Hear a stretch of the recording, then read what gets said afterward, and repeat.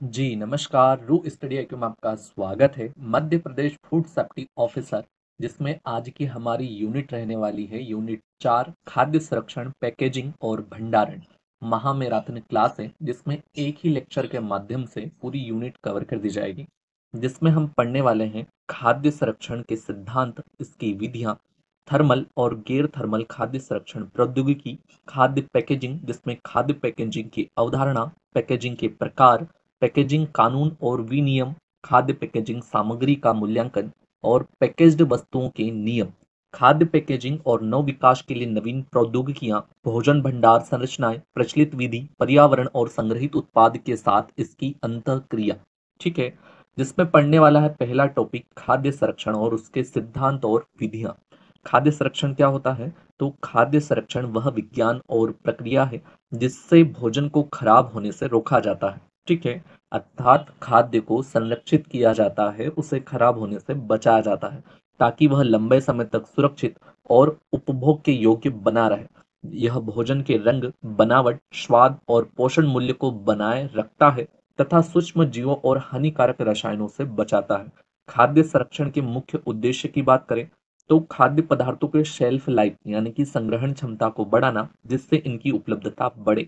मौसमी खाद्य पदार्थों को पूरे वर्ष उपलब्ध कराना, आहार में विविधता लाना, भोजन बनाने में समय और ऊर्जा की बचत करना, खाद्य पदार्थों की कीमतों को स्थिर बनाए रखना और खाद्य पदार्थों की पोषण गुणवत्ता को सुधारना।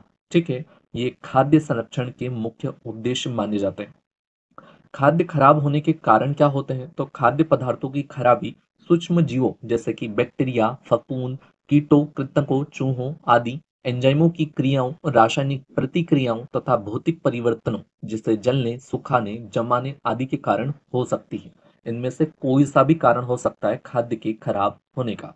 खाद्य पदार्थों के प्रकार की बात करें तो नाशवंतता के आधार पर वर्गीकरण, खाद्य पदार्थों को उनके खराब होने की गति और नाशवंतता के स्तर के आधार पर 3 वर्गों में बांटा गया है। पहला होता है अखंडनीय या अपेक्षाकृत स्थिर खाद्य पदार्थ। दूसरा होता है अर्ध नाशवंत या संरक्षित किए जा सकने वाले खाद्य पदार्थ। और थर्ड होता है नाशवंत खाद्य पदार्थ। पहला होता है भाई साहब अखंडनीय या अपेक्षाकृत स्थिर खाद्य पदार्थ। वे खाद्य पदार्थ जो आसानी से खराब नहीं होते और कई महीनों तक सही रह सकते हैं। इनमें नमी की मात्रा कम होती है जिससे सूक्ष्म जीवों द्वारा खराब होने की संभावना कम रहती है। उदाहरण की बात करें तो अनाज, दालें, सूखे मेवे, चीनी, सूखी फलियां, मेवे आदि।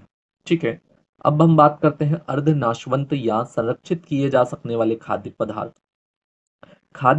ये खाद्य पदार्थ 1 सप्ताह से लेकर 1 महीने तक सुरक्षित रह सकते हैं यदि इनकी उचित देखभाल की जाए। इनमें नमी अपेक्षाकृत कम होती है तथा इनमें प्राकृतिक संरक्षक तत्व होते हैं। उदाहरण आलू, आटा, भुने हुए तिलहन, बिस्किट, प्याज, सूखे फल, निर्जलित खाद्य पदार्थ, पाश्चुराइज्ड दूध, स्मोक्ड मछली और अचार आदि। नाशवंत खाद्य पदार्थ क्या होते हैं? तो ये खाद्य पदार्थ बहुत जल्दी खराब हो जाते हैं। ठीक है, नाशवंत जिनका नाश बहुत जल्दी हो गया, इन्हें 1-2 दिन से अधिक नहीं रखा जा सकता है। इनमें नमी की मात्रा अधिक होती है जिससे सूक्ष्म जीवों द्वारा जल्दी खराब होने की संभावना बढ़ जाती है, जैसे फल, सब्जियां, दूध, मांस, मछली, पोल्ट्री उत्पाद आदि।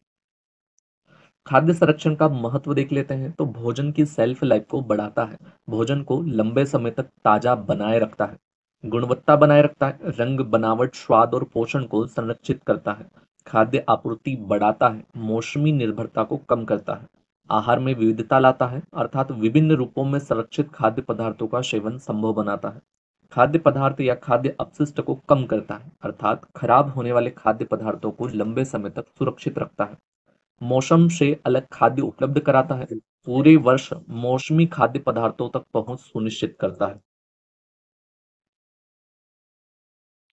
भोजन संरक्षण की विधियां और सिद्धांत, भोजन के सूक्ष्म जीवी विघटन की रोकथाम या विलंब, सूक्ष्म जीवों को बाहर रखना यानी कि एसेप्सिस। ठीक है, प्राकृतिक या कृत्रिम अवरोधों का उपयोग करके सूक्ष्म जीवों को हटाना यानी कि फिल्ट्रेशन, बैक्टीरिया रोधी फिल्टर, धुलाई, ट्रिमिंग द्वारा सूक्ष्म जीवों की वृद्धि या गतिविधि को बाधित करना, कम तापमान, सूखे, ऑक्सीजन हटाना या रासायनिक उपयोग के द्वारा सूक्ष्म जीवों को नष्ट करना यानी कि गर्मी उपचार, पाशुरीकरण, उबालना या विकिरण द्वारा सूक्ष्म जीवों को नष्ट करना, भोजन के आत्म विघटन की रोकथाम या विलंब, खाद्य एंजाइमों को नष्ट या निष्क्रिय करना यानी कि ब्लीचिंग या उबालना, रासायनिक प्रतिक्रियाओं को रोकना, एंटीऑक्सीडेंट का उपयोग कर ऑक्सीकरण को रोकना, कीट जानवरों और यांत्रिक कारणों से होने वाली क्षति की रोकथाम जिसमें फ्यूमिगेशन होता है, कुशनिंग होता है, पैकेजिंग द्वारा सुरक्षा होती है।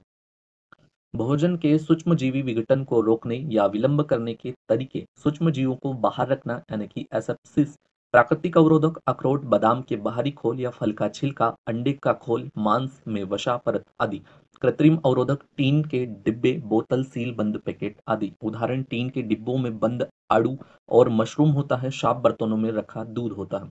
सूक्ष्म जीवों को हटाना यानी कि फिल्ट्रेशन, बैक्टीरिया रोधी फिल्टर होते हैं, एस्बेस्टस, पेड, डाइटो मेसियस अर्थ होता है अनग्लेज्ड चीनी मिट्टी।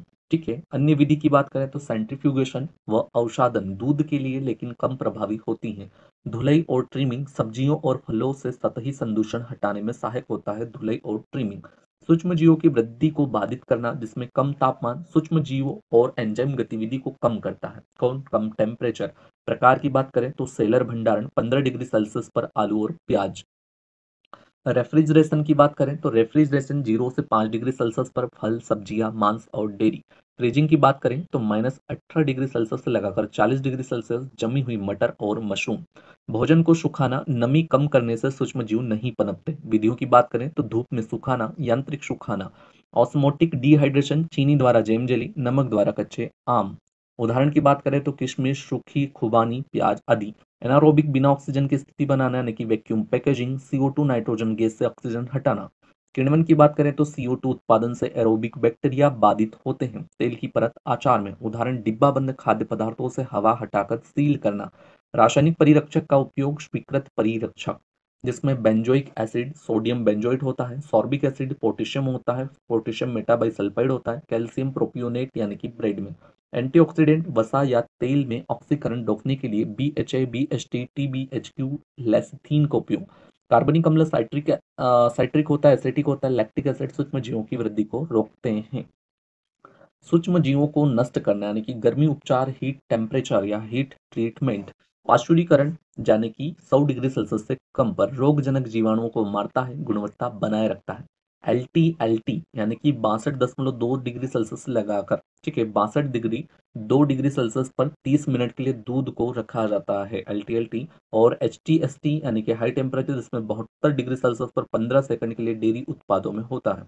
उबालना की बात करें तो 100 डिग्री सेल्सियस बैक्टीरिया, फफूंद, ईस्ट को मारता है। उदाहरण सब्जियां, मांस, टमाटर। स्टरलाइजेशन यानी कि 100 डिग्री सेल्सियस से ज्यादा पर होता है तो भाप एवं दाब का प्रयोग होता है। Retort processing 21.1 degree Celsius 15 PSI डिब्बा बंद मशरूम के लिए। Ultra high temperature UST 150 degree Celsius कुछ सेकंड के लिए दूध जूस के लिए होता है। अब हम बात करते हैं विकरण यानी कि रेडिएशन। यूवी लैंप बेकरी उपकरणों को स्टरलाइज्ड करने में, गामा विकरण कोबाल्ट 60 के सीजियम 137, फल, आम, पपीता, प्याज, मसालों में मछली, आलू, अंकुरन रोकने के लिए। ठीक है, भोजन के लिए आत्म विघटन की रोकथाम या विलंब, एंजाइम निष्क्रियण यानी कि ब्लेंचिंग एंड बॉइलिंग। तो ब्लीचिंग क्या होता है? उबालने या भाप देने की प्रक्रिया, सब्जियों में एंजाइमी खराब को रोकने के लिए। ऑक्सीकरण रोकना यानी कि एंटीऑक्सीडेंट, वसा व तेल में बासीपन रोकने के लिए। उदाहरण BHA, BHT, TBHQ और लेसिथीन। कीट व यांत्रिक क्षति से बचाव यानी कि फ्यूमिगेशन, अनाज, सूखे फलों और कीटों से रक्षा, उचित पैकेजिंग, भंडारण व परिवहन में क्षति को रोकना। कीट जानवरों या यांत्रिक क्षति की रोकथाम, तो सूखे फल, अनाज में फ्यूमिगेशन द्वारा कीट व कृंतक सुरक्षा। फलों को लपेटना, कुशनिंग ट्रे, हल्के पैक व अच्छी पैकेजिंग से क्षति को रोकना। संरक्षण विधियां और उनके विवरण। भौतिक विधियों की बात करते हैं। गर्मी हटाकर यानी कि कम तापमान द्वारा संरक्षण, रेफ्रिजरेशन, फ्रीजिंग संरक्षण, डिहाइड्रो फ्रीजिंग और कार्बोनेशन। ठीक है, गर्मी हटाकर। ठीक है, कुछ महत्वपूर्ण विधियां हैं, किसी का भी नाम पूछा जा सकता है, थोड़ा कंठस्थ अच्छे से देख लीजिए। गर्मी हटाकर अर्थात कम तापमान द्वारा संरक्षण किन विधियों में होता है? तो एक होता है रेफ्रिजरेशन, एक होता है फ्रीजिंग संरक्षण, थर्ड होता है डिहाइड्रो फ्रीजिंग और फोर्थ होता है कार्बोनेशन। गर्मी जोड़कर यानी कि उच्च तापमान देकर संरक्षण किया जाता है जिसमें पाश्चराइजेशन होता है, LTLT होता है, HTST होता है, स्टरलाइजेशन होता है, UST प्रोसेसिंग होती है और माइक्रोवेव होता है। जल की मात्रा घटाकर, जल की मात्रा घटाकर कैसे भाई साहब? तो सूखने, ठीक है, सुखाने, खुली धूप, सौर, पॉलीटनल सोलर, निर्जल, मैकेनिकल ड्राइंग, वाष्पीकरण, संघनन, freeze concentration, reverse osmosis, freeze drying, homemade drying और पफ ड्राइंग। ठीक है। विकिरण की बात करें तो यूवी किरणें और गामा किरणों के माध्यम से। गैर तापीय विधियां तो उच्च दाब प्रसंस्करण, हाई प्रेशर प्रोसेसिंग और फ्लस्ड इलेक्ट्रिक फील्ड्स। ठीक है। अब बात करते हैं हम रासायनिक विधियों की। वो क्या थी? फिजिकल विधि थी। अब बात करेंगे केमिकल मेथड्स की, जिसमें क्या होता है? एसिड मिलाकर, अम्ल मिलाकर अचार बनाना, सब्जियां, जैतून, खीरा, मछली, मांस आदि। नमक या नमकीन पानी मिलाकर, तो नमकीन आम, सब्जी के टुकड़े, नमकीन और संरक्षित मछली मछली और मांस। ठीक है। पहले तो सूखी नमक डालना यानी कि ड्राई सॉल्टिंग करना, और नमकीन घोल यानी कि ब्रिंगिंग। चीनी मिलाकर गर्म करके मिठाइयाँ, जेम, जेली, संरक्षित फल, कैंडी, मुरब्बे आदि को चीनी मिलाकर संरक्षित किया जाता है। रासायनिक संरक्षक मिलाकर तो भाई सब क्लास 2 प्रिजर्वेटिव जैसे potassium metabisulphite, sodium benzoate, sorbic acid का उपयोग। डेयरी उत्पादों में टायरोसिन, रेजिन, नियासिन जैसे सूक्ष्मजीव उत्पन्न सुरक्षित पदार्थों का प्रयोग। किण्वन द्वारा फर्मेंटेशन तो अल्कोहल किण्वन जिसमें शराब, बियर बनाना, एसिटिक एसिड किण्वन जिसमें सिरका, और लैक्टिक एसिड किण्वन जिसमें दही, पनीर, अचार वाली सब्जियां शामिल हैं। अब बात करते हैं कॉम्बिनेशन मेथड यानी कि संयोजन विधि, जिसमें रासायनिक और भौतिक दोनों का मिश्रण होता है। एक या अधिक विधियों का संयोजन। संरक्षण के लिए संयोजन विधियों का प्रयोग होता है। पाश्चुराइजेशन प्लस कम तापमान, संरक्षण बढ़ाने के लिए दोनों का उपयोग एक साथ किया जाता है। कैनिंग विधि क्या होती है? तो उष्मा उपचार के बाद सील बंद कंटेनर में पैकिंग की जाती है। हर्डल टेक्नोलॉजी तो कम पीएच, नमक, अम्ल, चीनी और होमुटेंट और ताप का संयोजन। उष्मीय और गैर उष्मीय खाद्य संरक्षण की तकनीकें। तो खाद्य संरक्षण तकनीकें खाद्य उत्पादों की सेल्फ लाइफ बढ़ाने, गुणवत्ता बनाए रखने और सुरक्षा सुनिश्चित करने में मदद करती हैं। ये तकनीकें मुख्य रूप से उष्मीय प्रसंस्करण यानी कि थर्मल प्रोसेसिंग और गैर उष्मीय प्रसंस्करण यानी कि नॉन थर्मल प्रोसेसिंग में विभाजित की जाती हैं। ऊष्मीय प्रसंस्करण की बात करें तो ऊष्मीय प्रसंस्करण में भोजन को गर्म किया जाता है ताकि सूक्ष्म जीव नष्ट हो जाए और एंजाइम निष्क्रिय हो जाए। यह सबसे व्यापक रूप से उपयोग की जाने वाली खाद्य संरक्षण की विधि है। अब हम बात करते हैं ब्लीचिंग यानी कि सिद्धांत क्या होता है ब्लीचिंग का? तो भोजन को उच्च तापमान, उबलते पानी और भाप में थोड़े समय के लिए डालकर एंजाइम निष्क्रिय करना और सूक्ष्म जीवों की संख्या को कम करना। प्रक्रिया क्या होती है? तो भोजन को 70 से लगाकर 100 डिग्री सेल्सियस पर कुछ सेकंड के लिए या कुछ सेकंड से कुछ मिनट तक गर्म किया जाता है। तुरंत ठंडे पानी में डालकर और बर्फ से ठंडा किया जाता है ताकि आगे पकने की प्रक्रिया रुक जाए। विशेषताएं: एंजाइमी ब्राउनिंग को रोकता है, रंग बनावट स्वाद को बनाए रखता है। उपयोग: मटर, गाजर, पालक को फ्रीज करने से पहले और बादाम के छिलके हटाने में। ठीक है। पाश्चुराइजेशन की बात करें तो मध्यम गर्मी यानी कि 100 डिग्री सेल्सियस से कम का उपयोग करके हानिकारक रोगाणुओं को नष्ट करना, जबकि पोषक तत्वों को बनाए रखना। LTLT, low temperature long time full form पूछा जाता है। पाश्चुराइजेशन के एक फुल फॉर्म LTLT यानी कि low temperature and long time. ठीक है। लो टेम्परेचर यानी कि 63 डिग्री सेल्सियस पर कितने लंबे समय के लिए, यानी कि 30 मिनट के लिए। जबकि HTST क्या होता है? तो हाई टेम्परेचर होता है और शॉर्ट टाइम होता है HTST। ठीक है। 72 डिग्री सेल्सियस पर होता है 15 सेकंड के लिए। UHT यानी कि अल्ट्रा हाई टेम्परेचर 135 से 150 डिग्री सेल्सियस पर 2 से 5 सेकंड के लिए रखा जाता है। विशेषताओं की बात करें तो 99% रोगजनक बैक्टीरिया को नष्ट करता है, पोषण और स्वाद की गुणवत्ता को बनाए रखता है। उपयोग की बात करें तो दूध, जूस, बियर, तरल अंडा उत्पादों में होता है। स्टरलाइजेशन सिद्धांत क्या होता है? तो उच्च तापमान यानी कि 100 डिग्री सेल्सियस से ज्यादा का उपयोग करके सभी सूक्ष्म जीवों और उनके बीजाणुओं को नष्ट करना। प्रक्रिया 110 से 130 डिग्री सेल्सियस पर दाबयुक्त वातावरण में गर्म किया जाता है। रेटॉर्ड प्रसंस्करण 121 डिग्री सेल्सियस पर 15 मिनट बीजाणुओं को नष्ट करने के लिए किया जाता है। विशेषताओं की बात करें तो सूक्ष्म जीवों को पूरी तरह से नष्ट करता है, सेल्फ लाइफ को बहुत अधिक बढ़ाता है। डिब्बाबंद सब्जियां, मांस, डेयरी उत्पाद होती हैं। ओमिंग हीटिंग की बात करें तो भोजन के अंदर विद्युत प्रतिरोध के माध्यम से गर्मी उत्पन्न करना। प्रक्रिया: भोजन के माध्यम से विद्युत धारा प्रवाहित की जाती है जिससे समान रूप से गर्मी उत्पन्न होती है। विशेषताओं की बात करें तो तेज गर्मी उत्पन्न करता है, ऊर्जा कुशल है, पारंपरिक विधियों की तुलना में 30 से 40% कम समय लेता है। तरल खाद्य पदार्थ, सूप, सॉस, डेयरी उत्पाद, अंडे उत्पाद आदि होते हैं।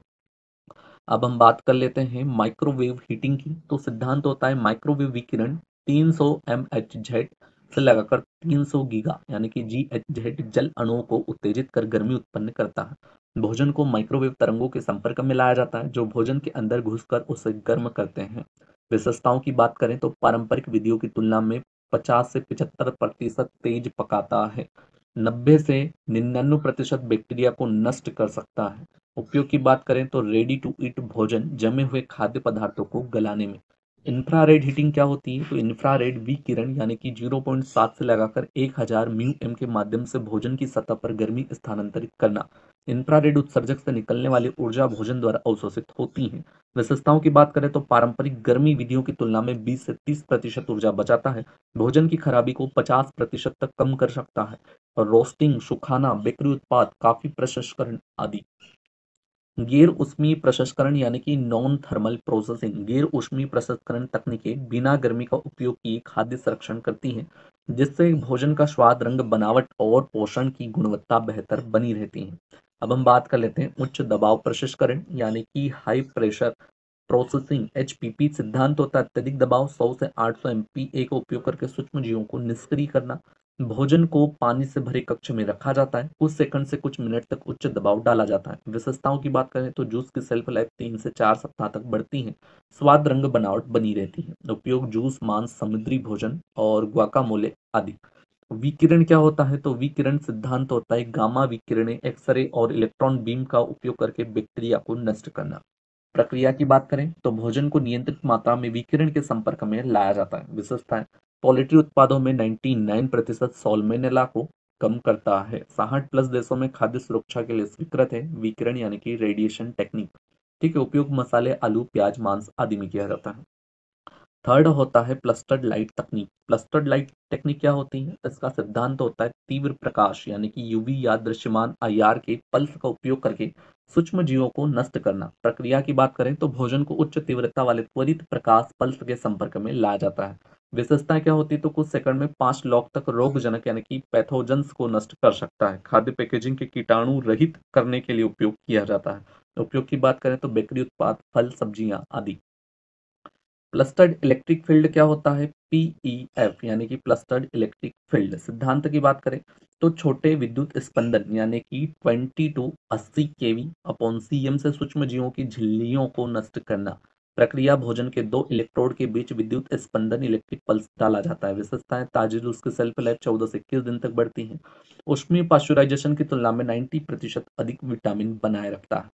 अब हम बात करेंगे किसकी?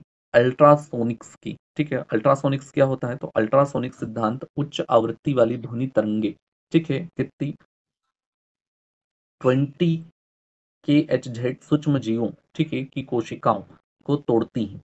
ध्वनि तरंगे कैविटेशन बबल बनाकर बैक्टीरिया को फाड़ देता है। ठीक है, विशेषताएं: ई कोलाई 4-5 लॉग साइकिल तक काम करता है। अब हम और बात कर लेते हैं कुछ प्रमुख विधियों की या मेथड्स की, जिसमें मांस की कोमलता और इमल्सन स्थिरता को बढ़ाता है। उपयोग: डेयरी उत्पाद, पेय पदार्थ, मांस प्रसंस्करण आदि। ठीक है, अब बात करते हैं हम दोलनशील चुंबकीय क्षेत्र की। सिद्धांत क्या होता है? तो बदलते चुंबकीय क्षेत्र का उपयोग करके सूक्ष्म जीवों के डीएनए और एंजाइम को बाधित करना। भोजन को निश्चित अवधि के लिए बदलते चुंबकीय क्षेत्रों के संपर्क में रखा जाता है।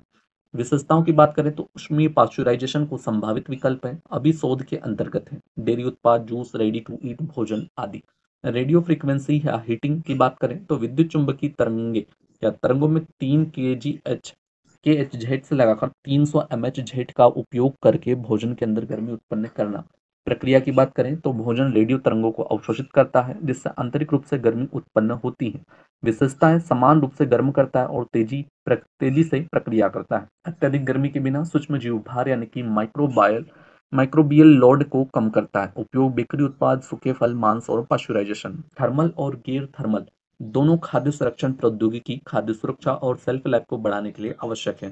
थर्मल विधियों में पाश्चुरीकरण यानी कि बाध्यकरण और माइक्रोबियल सुरक्षा सुनिश्चित करती है, लेकिन पोषक तत्वों की मात्रा कम कर सकती हैं। गैर थर्मल विधियां, जिसमें एचपीपी विकिरण माइक्रोबियल नियंत्रण बनाए रखते हुए पोषक तत्वों और संवेदी गुणों को संरक्षित करती हैं। अब हम बात करेंगे खाद्य पैकेजिंग। खाद्य पैकेजिंग की अवधारणा, पैकेजिंग के प्रकार, पैकेजिंग के कानून और विनियम, खाद्य पैकेजिंग सामग्री का मूल्यांकन, पैक किए गए कमोटेड या कमोडिटी नियम। ठीक है, क्या क्या होते हैं, किस प्रकार से समझना है, देखते हैं।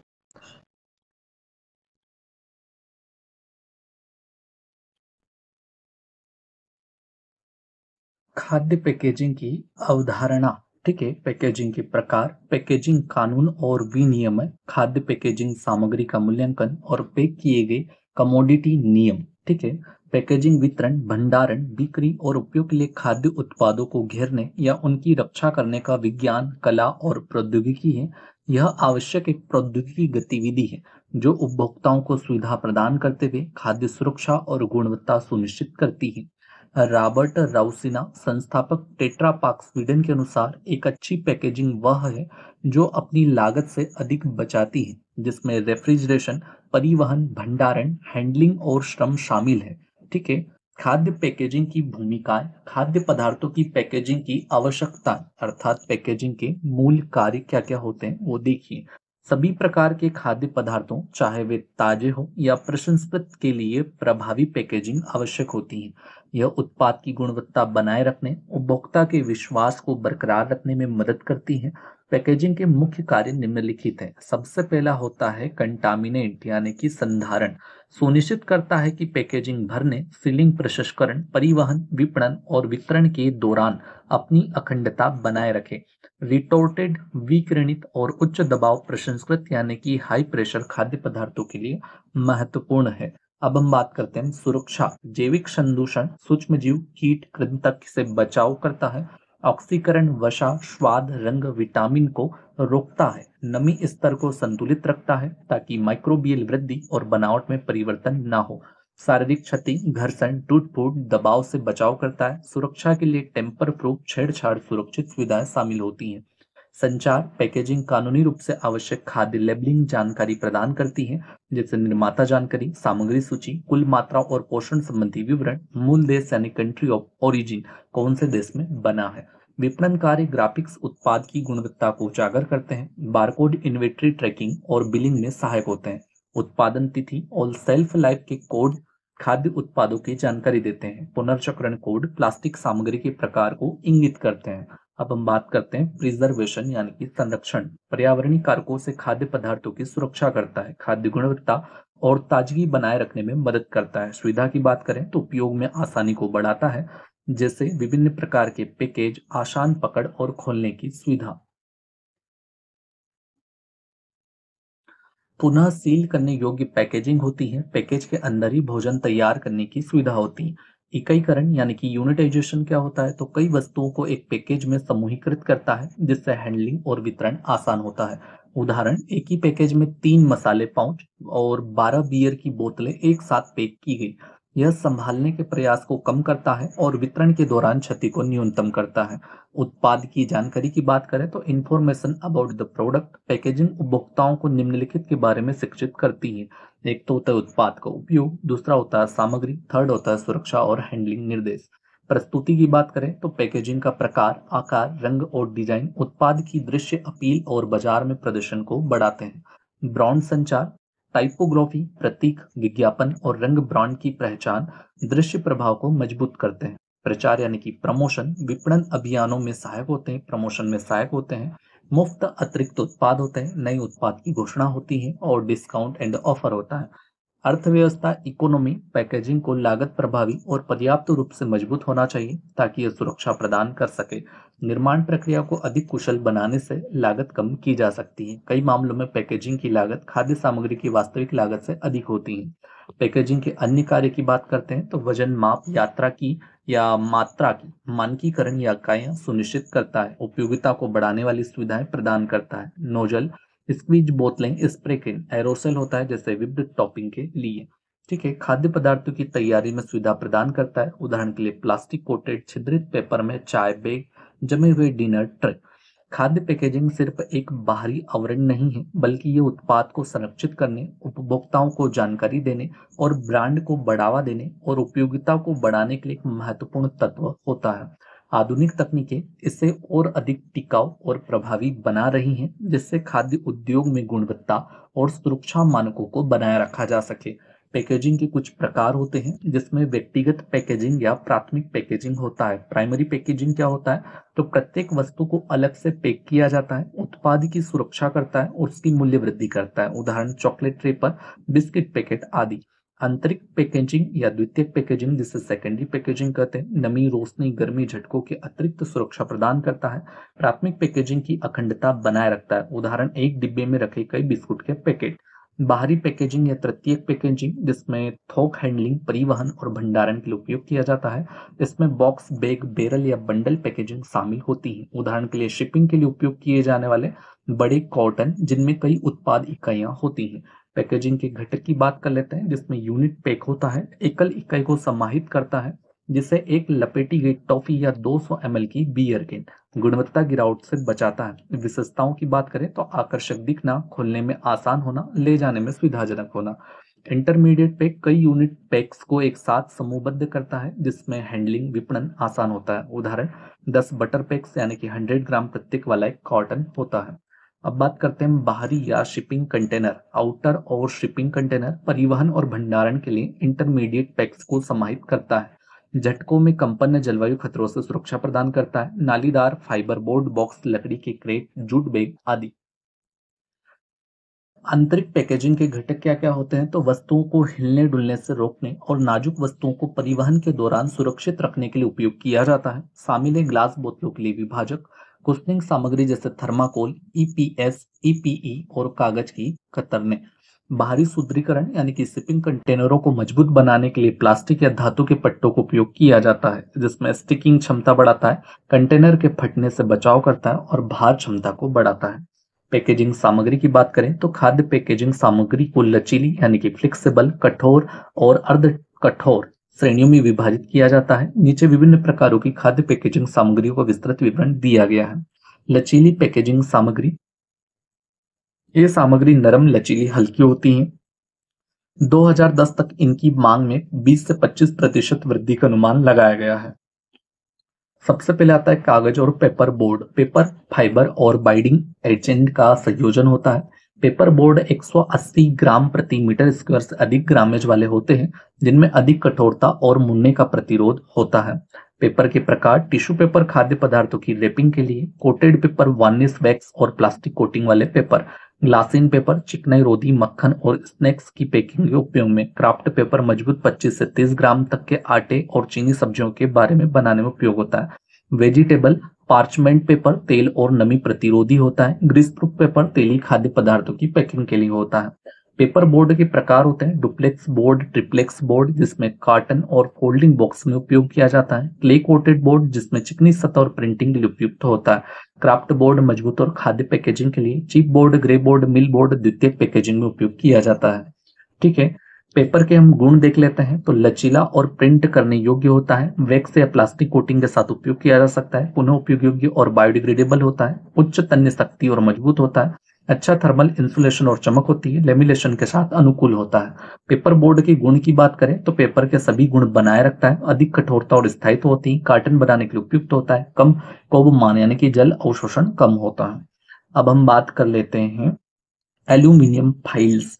ठीक है, परिभाषा 0.005 mm से लगाकर 0.002 mm मोटाई वाले एल्यूमिनियम सीट होती है। 98% प्लस एल्यूमिनियम से बनी सामान्य लेमिनेटेड कोटेड या उभरी हुई सतह में उपलब्ध होता है।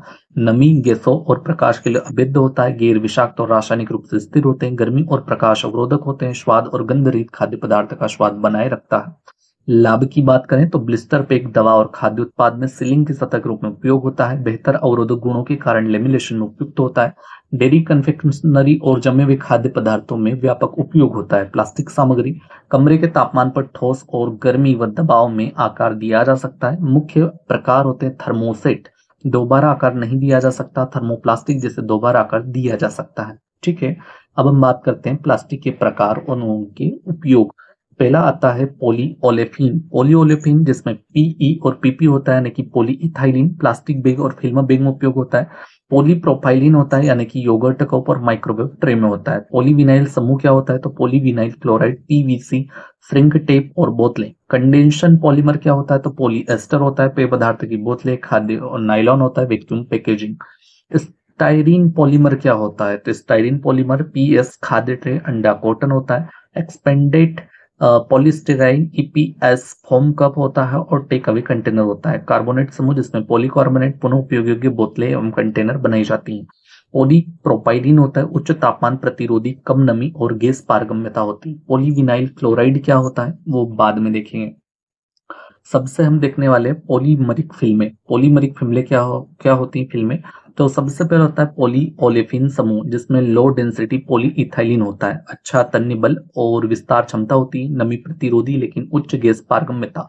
Linear low density poly ethylene होता है, जिसमें बेहतर तन्य शक्ति और पंचर प्रतिरोध होता है। मीडियम डेंसिटी पॉली इथाइलिन होता है तो कमजोर एसिड और क्षार के प्रति प्रतिरोधी होती है। हाई डेंसिटी पॉली इथाइलिन यानी उच्च नमी अवरोधक होती है। High molecule high density poly ethylene उत्कृष्ट नमी अवरोधक और उच्च यांत्रिक शक्ति होती है।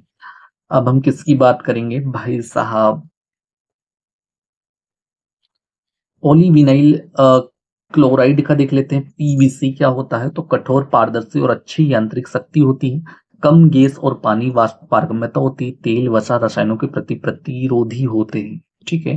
कंडेंसर्स की बात करें तो पॉलिएस्टर बेहतरीन चमक और बिक्री अपील बढ़ाने वाला, उच्च यांत्रिक शक्ति, तापमान स्थिरता, हल्का, जिससे परिवहन लागत कम होती है।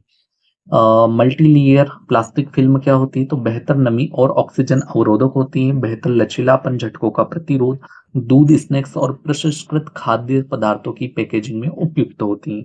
अब हम बात करेंगे कठोर पैकेजिंग सामग्री यानी कि रिजिड पैकेजिंग मटेरियल्स। कठोर पैकेजिंग सामग्री खाद्य उत्पादों, विशेष रूप से डेयरी से या विशेष रूप से डेयरी उत्पादों को सुरक्षा, स्थायित्व और बाधा गुण प्रदान करती है। नीचे प्रमुख कठोर पैकेजिंग सामग्रियों का विवरण दिया गया है। सबसे पहला आता है कांच कंटेनर यानी कि ग्लास कंटेनर। कांच के गुण रासायनिक रूप से निष्क्रिय होते हैं, सामग्री के साथ कोई प्रतिक्रिया नहीं करता। अभेद्य यानी कि नॉन परमिएबल, नमी और गैसों को रोकता है। पारदर्शी यानी कि उत्पाद को देखने की सुविधा देता है। ढालने योग्य विभिन्न डिजाइनों में बनाया जा सकता है। आघात शक्ति यानी कि इम्पैक्ट स्ट्रेंथ होती है, दबाव सहने की क्षमता होती है। लाइट वेट होता है यानी हल्का होता है, परिवहन और संभालने में आसान होता है। असीमित आपूर्ति, व्यापक रूप से उपलब्ध सामग्री। कांच पैकेजिंग के फायदे की बात करें तो उच्च एवं निम्न तापमान सहने में सक्षम होता है। कोई संदूषण नहीं, फाइबर या क्रिस्टल रिलीज नहीं करता है। जलवायु परिवर्तन के प्रति कांच स्थिर होता है। विभिन्न आकार और डिजाइन में उपलब्ध होता है। उत्पाद की गुणवत्ता को प्रभावित नहीं करता। विभिन्न बंद प्रणाली, धातु, प्लास्टिक, कॉर्क, रबर, नमी और गैस के लिए अवैध होता है। लंबी शेल्फ लाइफ सुनिश्चित करता है। लगता है लेक्चर्स में बोरिंग तो होती हैं, लेकिन अगर सिलेबस कंप्लीट करना है तो लास्ट तक बने रहिएगा, ताकि आपकी एग्जाम में चांद तारे यहीं से लगने वाले हैं। कांच की संरचना, जिसमें मुख्य घटक होता है सिलिका, रेत, चूना पत्थर, सोडा एस। संयोजक होता है आर्सेनिक, सेलेनियम, कोबाल्ट। ऑक्साइड पारदर्शी कांच के लिए। लौह अशुद्धियां हरे भूरे रंग की छाया देती है। बोरान बोरेक्स ताकत और अम्लीय प्रतिरोध को बढ़ाता है। क्रोमियम, कोबाल्ट, लौह सल्फाइड रंग विविधताओं के लिए होता है। अंबर भूरा कांच कार्बन और सल्फाइड से बनता है। कांच के प्रकार होते हैं, टाइप 3 होता है सामान्य सोडा लाइम ग्लास होता है। टाइप 2 होता है सल्फर कोटिंग के साथ। टाइप 3 बेहतर गुणों के लिए। टाइप 1 बोरोसिलिकेट ग्लास अत्यधिक रासायनिक प्रतिरोधी होता है। कांच कंटेनरों को उपयोग की बात करें तो फार्मास्यूटिकल्स, डेयरी उत्पाद, शराब, खाद्य पदार्थ, शीतल पेय, सौंदर्य प्रसाधन, रसायन स्याही आदि होता है। धातु के कंटेनर यानी कि मेटल कंटेनर। धातु के कंटेनरों के प्रकार होते हैं aluminium, tin plate, tin free steel. खाद्य पैकेजिंग में उपयोग होता है टीन प्लेट कंटेनर, जिसमें खाद्य भंडारण के लिए सबसे सामान्य होता है। ओपन टॉप सैनिटरी कैन क्या होती है, तो 3 भागों का डिब्बा होता है, बॉडी, टॉप और बॉटम। गोल आकार क्या होता है, तो सूखे डेयरी उत्पादों के लिए उपयुक्त होता है। जनरल लाइन कंटेनर क्या होता है, छोटे डिब्बों में 15 लीटर क्षमता तक उपलब्ध होता है। दूध आधारित बिस्किट, वनस्पति घी आदि के लिए उपयोग किया जाता है। धातु के डिब्बों के गुणों के कुछ गुण होते हैं। पूरी तरह एक तो अपारदर्शी होता है, प्रकाश से पूर्ण सुरक्षा, नमी और ऑक्सीजन के लिए पूर्ण बाधा सेल्फ होता है। कस्टमाइजेबल प्रिंटिंग होती है, उच्च आघात शक्ति होती है और कांच की तुलना में हल्का होता है, परिवहन लागत कम करता है। प्लास्टिक कंटेनर की बात करें तो प्लास्टिक कंटेनर में दूध, पाउडर, घी और अन्य डेयरी उत्पादों के लिए तेजी से लोकप्रिय हो रहे हैं, क्योंकि वे हल्के और टिकाऊ होते हैं। प्लास्टिक कंटेनरों के गुण की बात करें तो विभिन्न आकार, डिजाइन और क्षमता में उपलब्ध होते हैं। नमी और ऑक्सीजन के लिए उच्च बाधा, रंग विविधता, उन्नत आघात शक्ति, टूटने से अधिक सुरक्षा। आसान हैंडलिंग के लिए हैंडल उपलब्ध करता है। अपारदर्शी और पारदर्शी दोनों रूप में उपलब्ध है। ब्रीडिंग लेबलिंग के लिए सतह मुद्रण की सुविधा देता है। लीक प्रूफ डिजाइन यानी कि रिसाव से बचाता है। अर्ध कठोर पैकेजिंग सामग्री, जिसमें पैकेजिंग संरचनात्मक समर्थन प्रदान करती है, कुछ लचीलापन बनाए रखती है, जिससे यह विभिन्न खाद्य उत्पादों, विशेष रूप से डेयरी उत्पादों के लिए उपयुक्त होती है। होल्डिंग कार्टन क्या होता है, तो सामग्री संरचना डुप्लेक्स बोर्ड, ट्रिप्लेक्स बोर्ड से बना होता है। ग्रामेज 220 GSM से लगाकर 300 GSM। क्रीजिंग होता है, स्कोरिंग होता है, स्लॉटिंग होता है और गोंद लगाने की प्रक्रिया से कॉटन में बदला जाता है। होल्टिंग कॉटन के गुण होते हैं बहुरंगी मुद्रण समर्थन यानी कि ब्रीडिंग को बढ़ावा देता है। आसान संचालन, वितरण और महंगा, छेड़छाड़ रोधी बंद प्रणाली, उत्पाद की सुरक्षा सुनिश्चित करता है। कठोर संरचना यानी कि आसान स्टिकिंग, संग्रहण संभव बनाता है। मुड़ने योग्य, खाली होने पर कम जगह लेता है। लाइन वाला कॉटन यानी कि बाहरी परत पेपर बोर्ड होता है, भीतरी स्तर नमी, गैस, प्रकाश प्रतिरोधी विशेष सामग्री होती है। लाइन वाले कॉटन के गुण होते हैं जिसमें लागत प्रभावी धातु कंटेनरों की तुलना में सस्ता होता है, उत्कृष्ट सेल्फ लाइफ जिसमें बेहतरीन बाधा के गुणों के कारण होते हैं, आयताकार आकार, आसान स्टेकिंग होती है, विभिन्न क्षमताओं में उपलब्ध 100 ml 200 ml 1 kg 2 kg, विभिन्न उत्पादों के लिए उपयुक्त होता है, ठोस, अर्ध ठोस और तरल, मुद्रण योग्य यानी कि ब्रीडिंग का समर्थन करता है, आसान खोलने में सुविधा यानी कि उपयोगकर्ता की सुविधा के लिए नॉच या स्पाउट होता है, कस्टमाइजेबल डिजाइन होती है। अब हम बात करते हैं असेप्टिक कॉटन क्या होता है। तो तकनीक होती है, उत्पाद और पैकेज को अलग अलग स्टरलाइज निर्जीव किया जाता है, स्वच्छ परिस्थितियों में पैकेजिंग की जाती है, रेफ्रिजरेशन या प्रिजर्वेटिव के बिना 3 महीनों तक सेल्फ लाइफ मिलती है। संरचना की बात करें, कंपोजिशन पेपर बोर्ड 80% कठोरता और मजबूती प्रदान करता है, पॉलीइथाइलिन 15% हीट सीलिंग में मदद करता है और सूक्ष्म जीव संक्रमण को रोकता है। एल्यूमिनियम मॉडल यानी कि एल्यूमिनियम फाइल होता है, हवा प्रकाश को अवरुद्ध करता है और स्वाद की गुणवत्ता को बनाए रखता है। एसेप्टिक कॉटन के कुछ गुण होते हैं, तो खाद्य सुरक्षा और स्वच्छता सुनिश्चित करता है, स्वाद और पोषक तत्वों को संरक्षित करता है, बिना रेफ्रिजरेशन के लंबी सेल्फ लाइफ होती है, कम सामग्री उपयोग, हल्का, संसाधन संवेदनशील होता है, पर्यावरण के अनुकूल पैकेजिंग विकल्प होता है। थर्मोफॉर्म्ड कंटेनर क्या होता है? निर्माण प्रक्रिया थर्मोफार्मिंग तकनीक का उपयोग करके बनाया जाता है, सामान्य रूप प्लास्टिक हब और कब होता है, सीलिंग सामग्री पॉलीइथाइलिन पीई और पॉलीप्रोपाइलिन का ढक्कन होता है।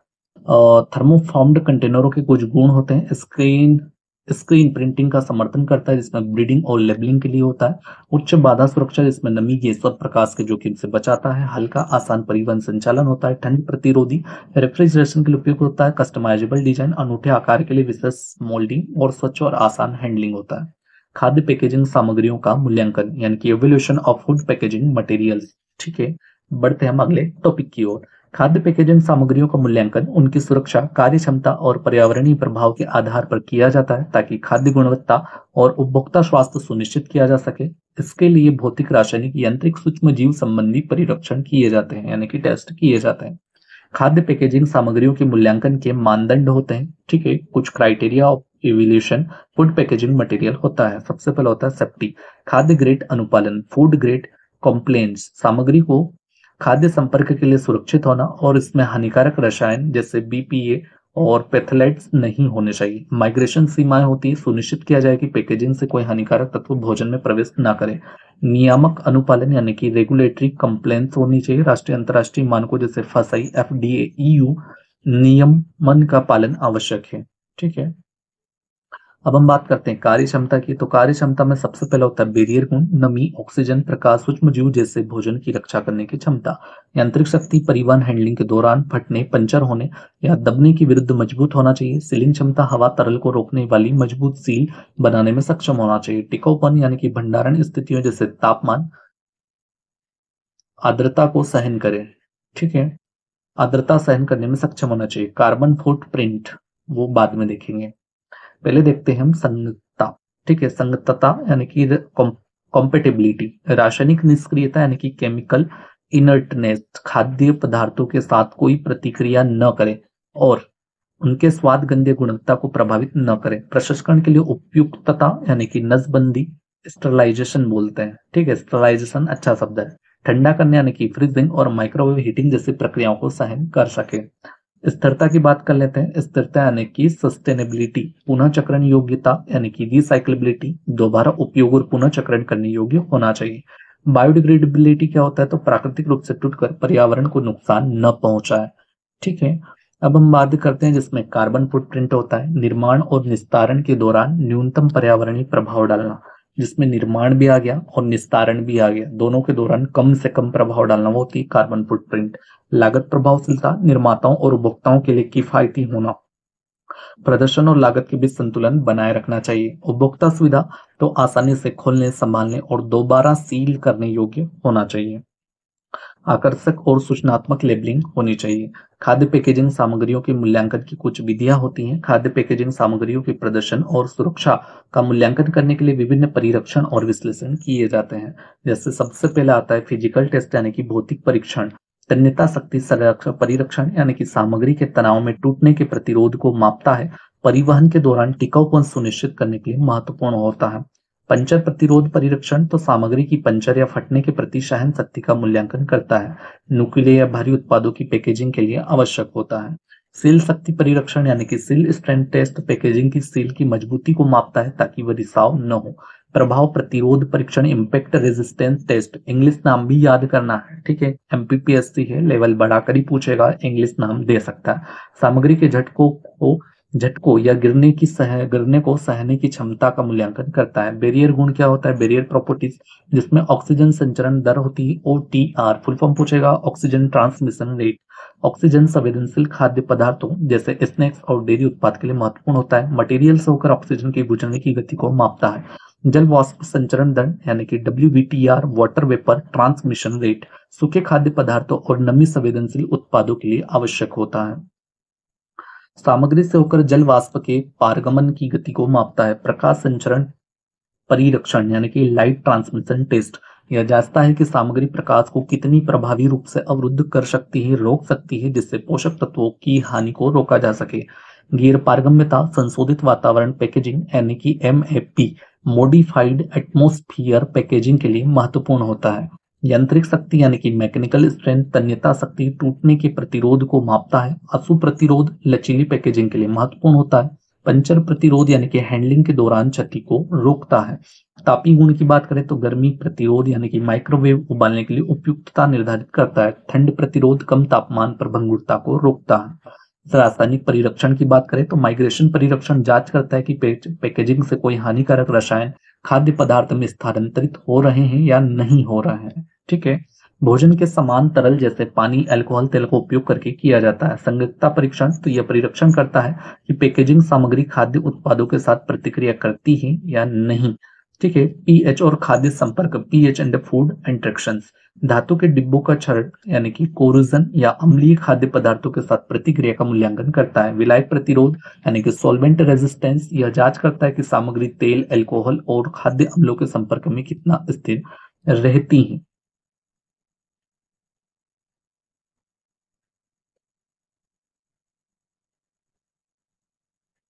अब हम बात करते हैं सूक्ष्म जीव परिरक्षण की यानी कि माइक्रोबायोलॉजिकल टेस्ट की, जिसमें पहला होता है स्टेरिलिटी टेस्टिंग यानी कि नसबंदी परीक्षण। यह सुनिश्चित करता है कि पैकेजिंग सामग्री सूक्ष्म जीवों से मुक्त है।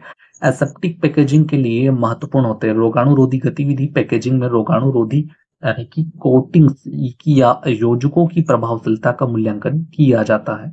अब हम बात करते हैं डी पर्यावरणीय परीक्षण यानी कि इन्वायरमेंटल टेस्ट।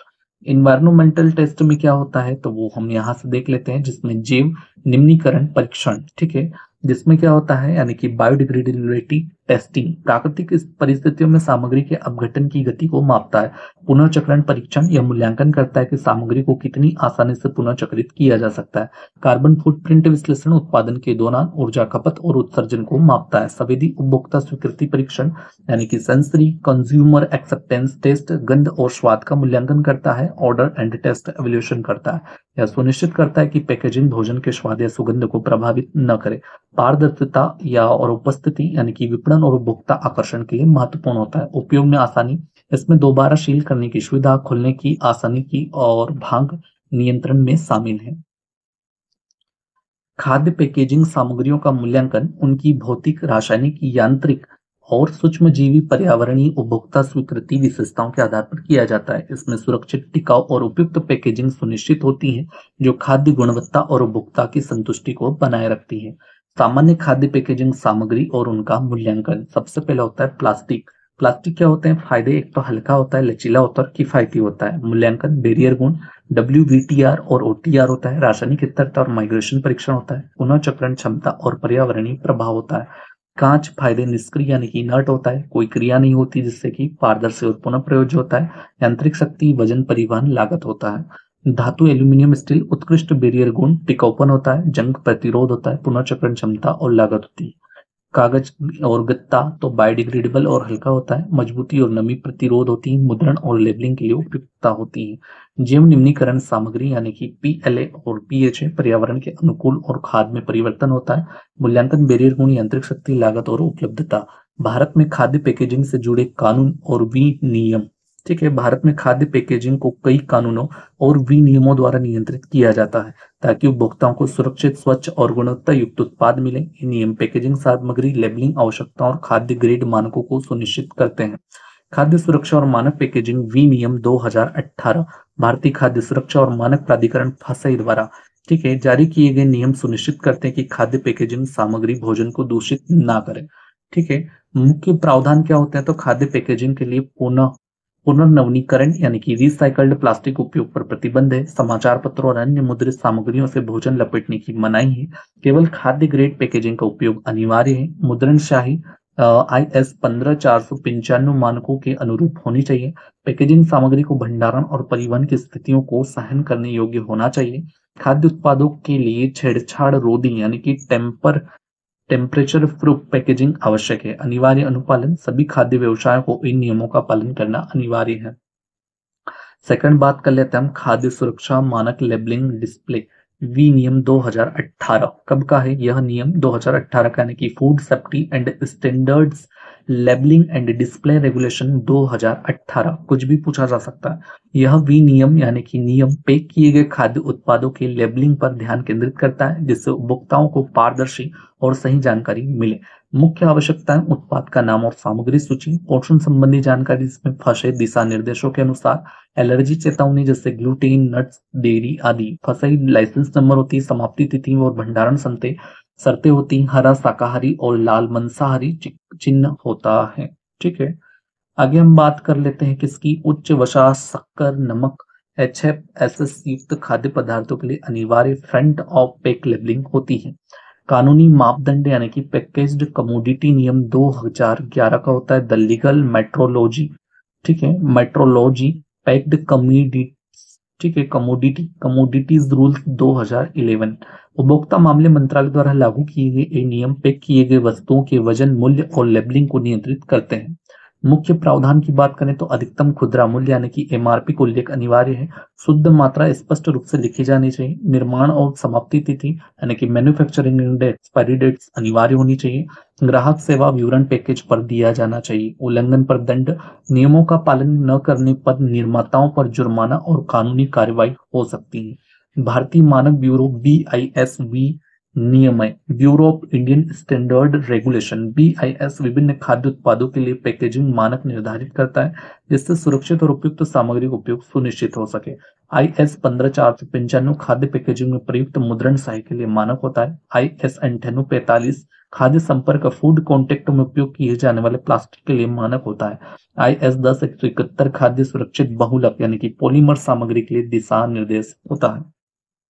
IS 4736 खाद्य कंटेनरों में 3 कोटिंग के लिए मानक होता है। अनिवार्य पैकेज्ड पेयजल, खाद्य रंग और कुछ खाद्य योजकों यानी कि एडिटिव्स के लिए होता है।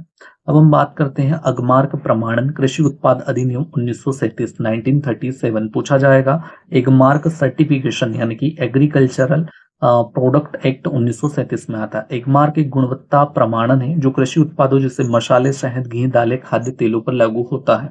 मुख्य विशेषताओं की बात करें तो इसकी शुद्धता और गुणवत्ता मानकों को सुनिश्चित करता है। संशोधित यानी कि मॉडिफाइड कृषि उत्पादों के निर्यात के लिए अनिवार्य है। पैकेजिंग के लिए विशेष प्रकार निर्धारित करता है। घरेलू व्यापार के लिए स्वैच्छिक लेकिन निर्यात के लिए अनिवार्य होता है। अगला देख लेते हैं प्लास्टिक कचरा प्रबंधन PWM नियम 2016। कौन सा नियम कब आया, कब संशोधित किया गया, बस डेट याद रखनी है। ठीक है। प्लास्टिक कचरा प्रबंधन PWM नियम 2016 संशोधित 2022। Plastic waste management PWM plastic waste management rules 2016 amendment हुआ 2022 में। खाद्य उद्योग में प्लास्टिक पैकेजिंग के उपयोग को नियंत्रित करता है ताकि पर्यावरण प्रदूषण को कम किया जा सके। मुख्य प्रतिबंध की बात करें तो एकल उपयोग यानी कि सिंगल यूज प्लास्टिक पर प्रतिबंध जैसे स्ट्रो, कटलरी, प्लास्टिक स्टीरर आदि। बायोडिग्रेडेबल और पुनर्नवीनीकरण विस्तारित उत्पादक उत्तरदायित्व होता है। EPR के तहत कंपनियों को प्लास्टिक कचरे के प्रबंधन का दायित्व दिया गया है। पर्यावरण संरक्षण अधिनियम 1986 द एनवायरमेंट प्रोटेक्शन एक्ट 1986 यह कानून उन खतरनाक पैकेजिंग सामग्रियों को नियंत्रित करता है जो उपभोक्ताओं या पर्यावरण को नुकसान पहुंचा सकती हैं। मुख्य दिशा निर्देश की बात करें तो लेड, कैडमियम और मरकरी जैसे विषाक्त टॉक्सिक पैकेजिंग पदार्थों को नियंत्रित करता है। इको फ्रेंडली पैकेजिंग को बढ़ावा देता है। निर्माताओं को यह सुनिश्चित करना आवश्यक है कि पैकेजिंग कचरे का सतत निपटान किया गया जाए। ठीक है। अब हम बात करते हैं पैकेज्ड कमोडिटी नियम यानी कि पैकेज्ड कमोडिटीज रूल्स।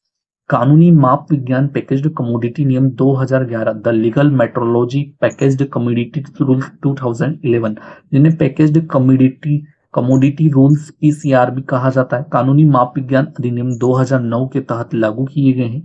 ये नियम प्री पैकेज्ड वस्तुओं के पैकेजिंग, लेबलिंग और बिक्री को नियंत्रित करते हैं। इनका मुख्य उद्देश्य उपभोक्ता अधिकारों की रक्षा, पारदर्शिता सुनिश्चित करना और निष्पक्ष व्यापार प्रथाओं को बढ़ावा देना है।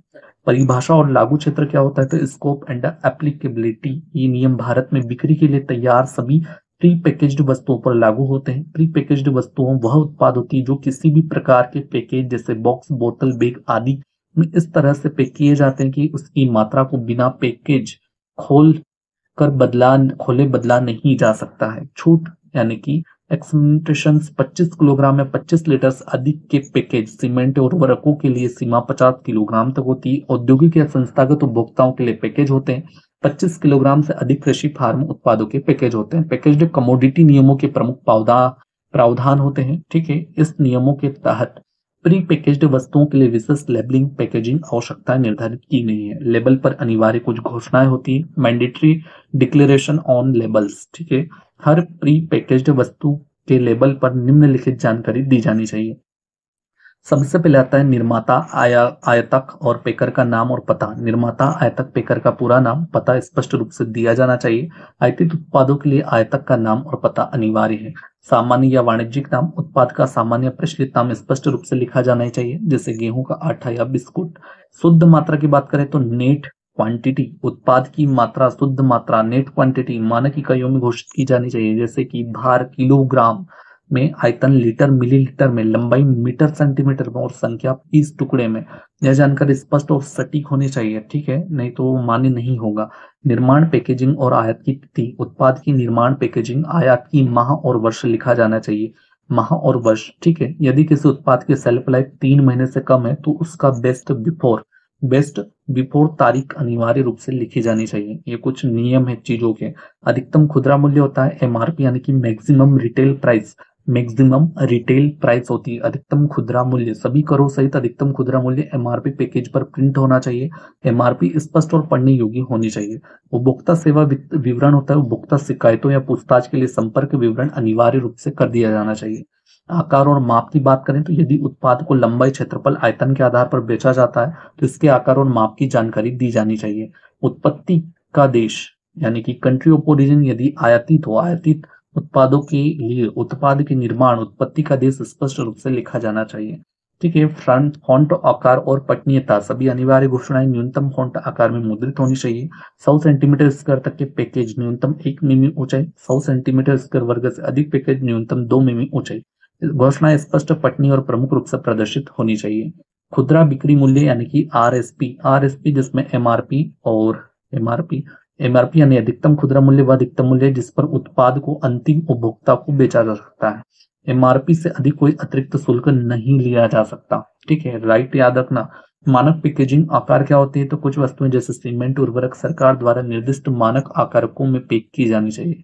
द्वैध घोषणा की बात करें तो ड्यूअल डिक्लेरेशन, वजन या आयतन के आधार पर बेचे जाने वाले उत्पादों के लिए द्वैध घोषणा आवश्यक हो सकती है, जैसे वजन किलोग्राम में और आयतन लीटर में हो सकता है, वजन किलोग्राम में और आयतन लीटर में। विशिष्ट खाद्य उत्पादों के लिए अतिरिक्त आवश्यकताएं, जिसमें खाद्य उत्पाद होता है, खाद्य सुरक्षा और मानक पैकेजिंग लेबलिंग विनियम 2011 का पालन करना आवश्यक है। निम्नलिखित जानकारी प्रदर्शित करनी होगी। पोषण संबंधी जानकारी, शाकाहारी और मांसाहारी प्रतीक होता है, फसई लाइसेंस नंबर होते हैं। सौंदर्य प्रसाधन और औषधियां, तो औषधि और सौंदर्य प्रसाधन नियम 1945 का पालन करना अनिवार्य है। कब? 1945। निम्नलिखित विवरण देना आवश्यक है। संगठक यानी कि इंग्रेडिएंट्स क्या क्या है उसमें मिले हुए, निर्माण तिथि क्या है, मैन्युफैक्चरिंग डेट क्या है, समाप्ति डेट, एक्सपायरी डेट क्या है। विद्युत एवं इलेक्ट्रिक उत्पाद जिसमें भारतीय मानक ब्यूरो BIS आवश्यकताओं का पालन करना आवश्यक होगा। निम्नलिखित विवरण प्रदर्शित करना आवश्यक है। सबसे पहला होता है सेफ्टी सर्टिफिकेशन यानी कि सुरक्षा प्रमाण पत्र, और ऊर्जा दक्षता रेटिंग यानी कि एनर्जी इफिशियंसी रेटिंग। अनुपालन न करने पर दंड होता है, यानी कि पैकेज्ड कमोडिटी नियमों का पालन न करने पर निम्न दंड लागू किया जा सकता है। पहली बार उल्लंघन करने पर 2000 से 25,000 तक का जुर्माना, बार बार उल्लंघन करने पर अधिक जुर्माना या कारावास, गैर अनुपालन के लिए करने वाले उत्पादों की जब्ती।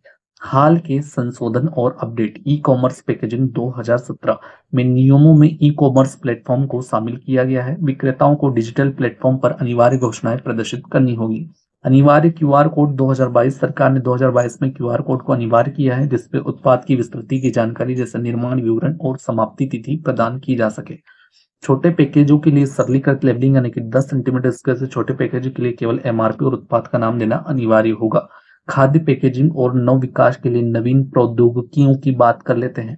तो आधुनिक पैकेजिंग प्रणालियों के लिए विभिन्न शब्द साहित्य में मिलते हैं जैसे सक्रिय यानी कि एक्टिव, स्मार्ट, इंटरेक्टिव और बुद्धिमान और चतुर और पैकेजिंग होती है। सक्रिय यानी कि एक्टिव और बुद्धिमान पैकेजिंग की परिभाषाएं हैं। सक्रिय पैकेजिंग यह पैक किए हुए खाद्य पदार्थों की स्थिति को बदलकर सेल्फ लाइफ बढ़ाने, सुरक्षा सुधारने, संवेदी गुणों को बेहतर बनाने का कार्य करती है जिससे उसकी गुणवत्ता बनी रहती है। बुद्धिमान पैकेजिंग की बात करें तो यह पैकेजिंग प्रणाली खाद्य पदार्थों की स्थिति की निगरानी करके परिवहन और भंडारण के दौरान गुणवत्ता की जानकारी प्रदान करती है। सक्रिय यानी कि एक्टिव पैकेजिंग क्या होती है, तो सक्रिय पैकेजिंग में कुछ विशिष्ट योजकों को पैकेजिंग फिल्म या कंटेनर में शामिल किया जाता है जिससे उत्पाद की सेल्फ लाइफ बढ़ती है। यह केवल बाहरी परिस्थितियों से निष्क्रिय अवरोध प्रदान करने के बजाय खाद्य संरक्षण में सक्रिय भूमिका निभाती है। इसमें ऐसे यौगिक होते हैं जो ऑक्सीजन अवशोषित कर सकते हैं, कार्बन डाइऑक्साइड यानी कि CO2, नमी, एथिलीन, स्वाद, गंध के अवांछनीय तत्वों को सोख सकते हैं, एथेनॉल, सॉर्बेंट, एंटीऑक्सीडेंट या अन्य संरक्षक मुक्त कर सकते हैं और तापमान नियंत्रण बनाए रख सकते हैं। सक्रिय पैकेजिंग तकनीकों को 3 मुख्य श्रेणियों में विभाजित किया जा सकता है। एक होता है एब्जॉर्बर यानी कि अवशोषक या स्कैवेंजर सिस्टम या अवांछित तत्व जैसे ऑक्सीजन, कार्बन डाइऑक्साइड, एथिलीन अत्यधिक नमी को, गंध को सोखते हैं। रिलेजिंग सिस्टम क्या होता है, यह पैकेजिंग के भीतर कार्बन डाइऑक्साइड, एंटीऑक्सीडेंट और संरक्षक जैसे यौगिक छोड़ते हैं। अन्य प्रणालियों की बात करें अदर सिस्टम्स, इनमें स्वयं गर्म करने वाली, स्वयं ठंडी करने वाली संरक्षण प्रणाली शामिल होती है। सक्रिय पैकेजिंग के प्रकार की बात करें तो ऑक्सीजन स्कैवेंजर होता है, ऑक्सीकरण को रोकते हैं, विशेष रूप से स्नैक्स और मांस उत्पादों में उपयोग किए जाते हैं। नमी अवशोषक की बात करें तो सूखे खाद्य पदार्थों की कुरकुराहट बनाए रखते हैं। एथिलीन अवशोषक होते हैं, फलों और सब्जियों की पकने की प्रक्रिया को धीमा करते हैं।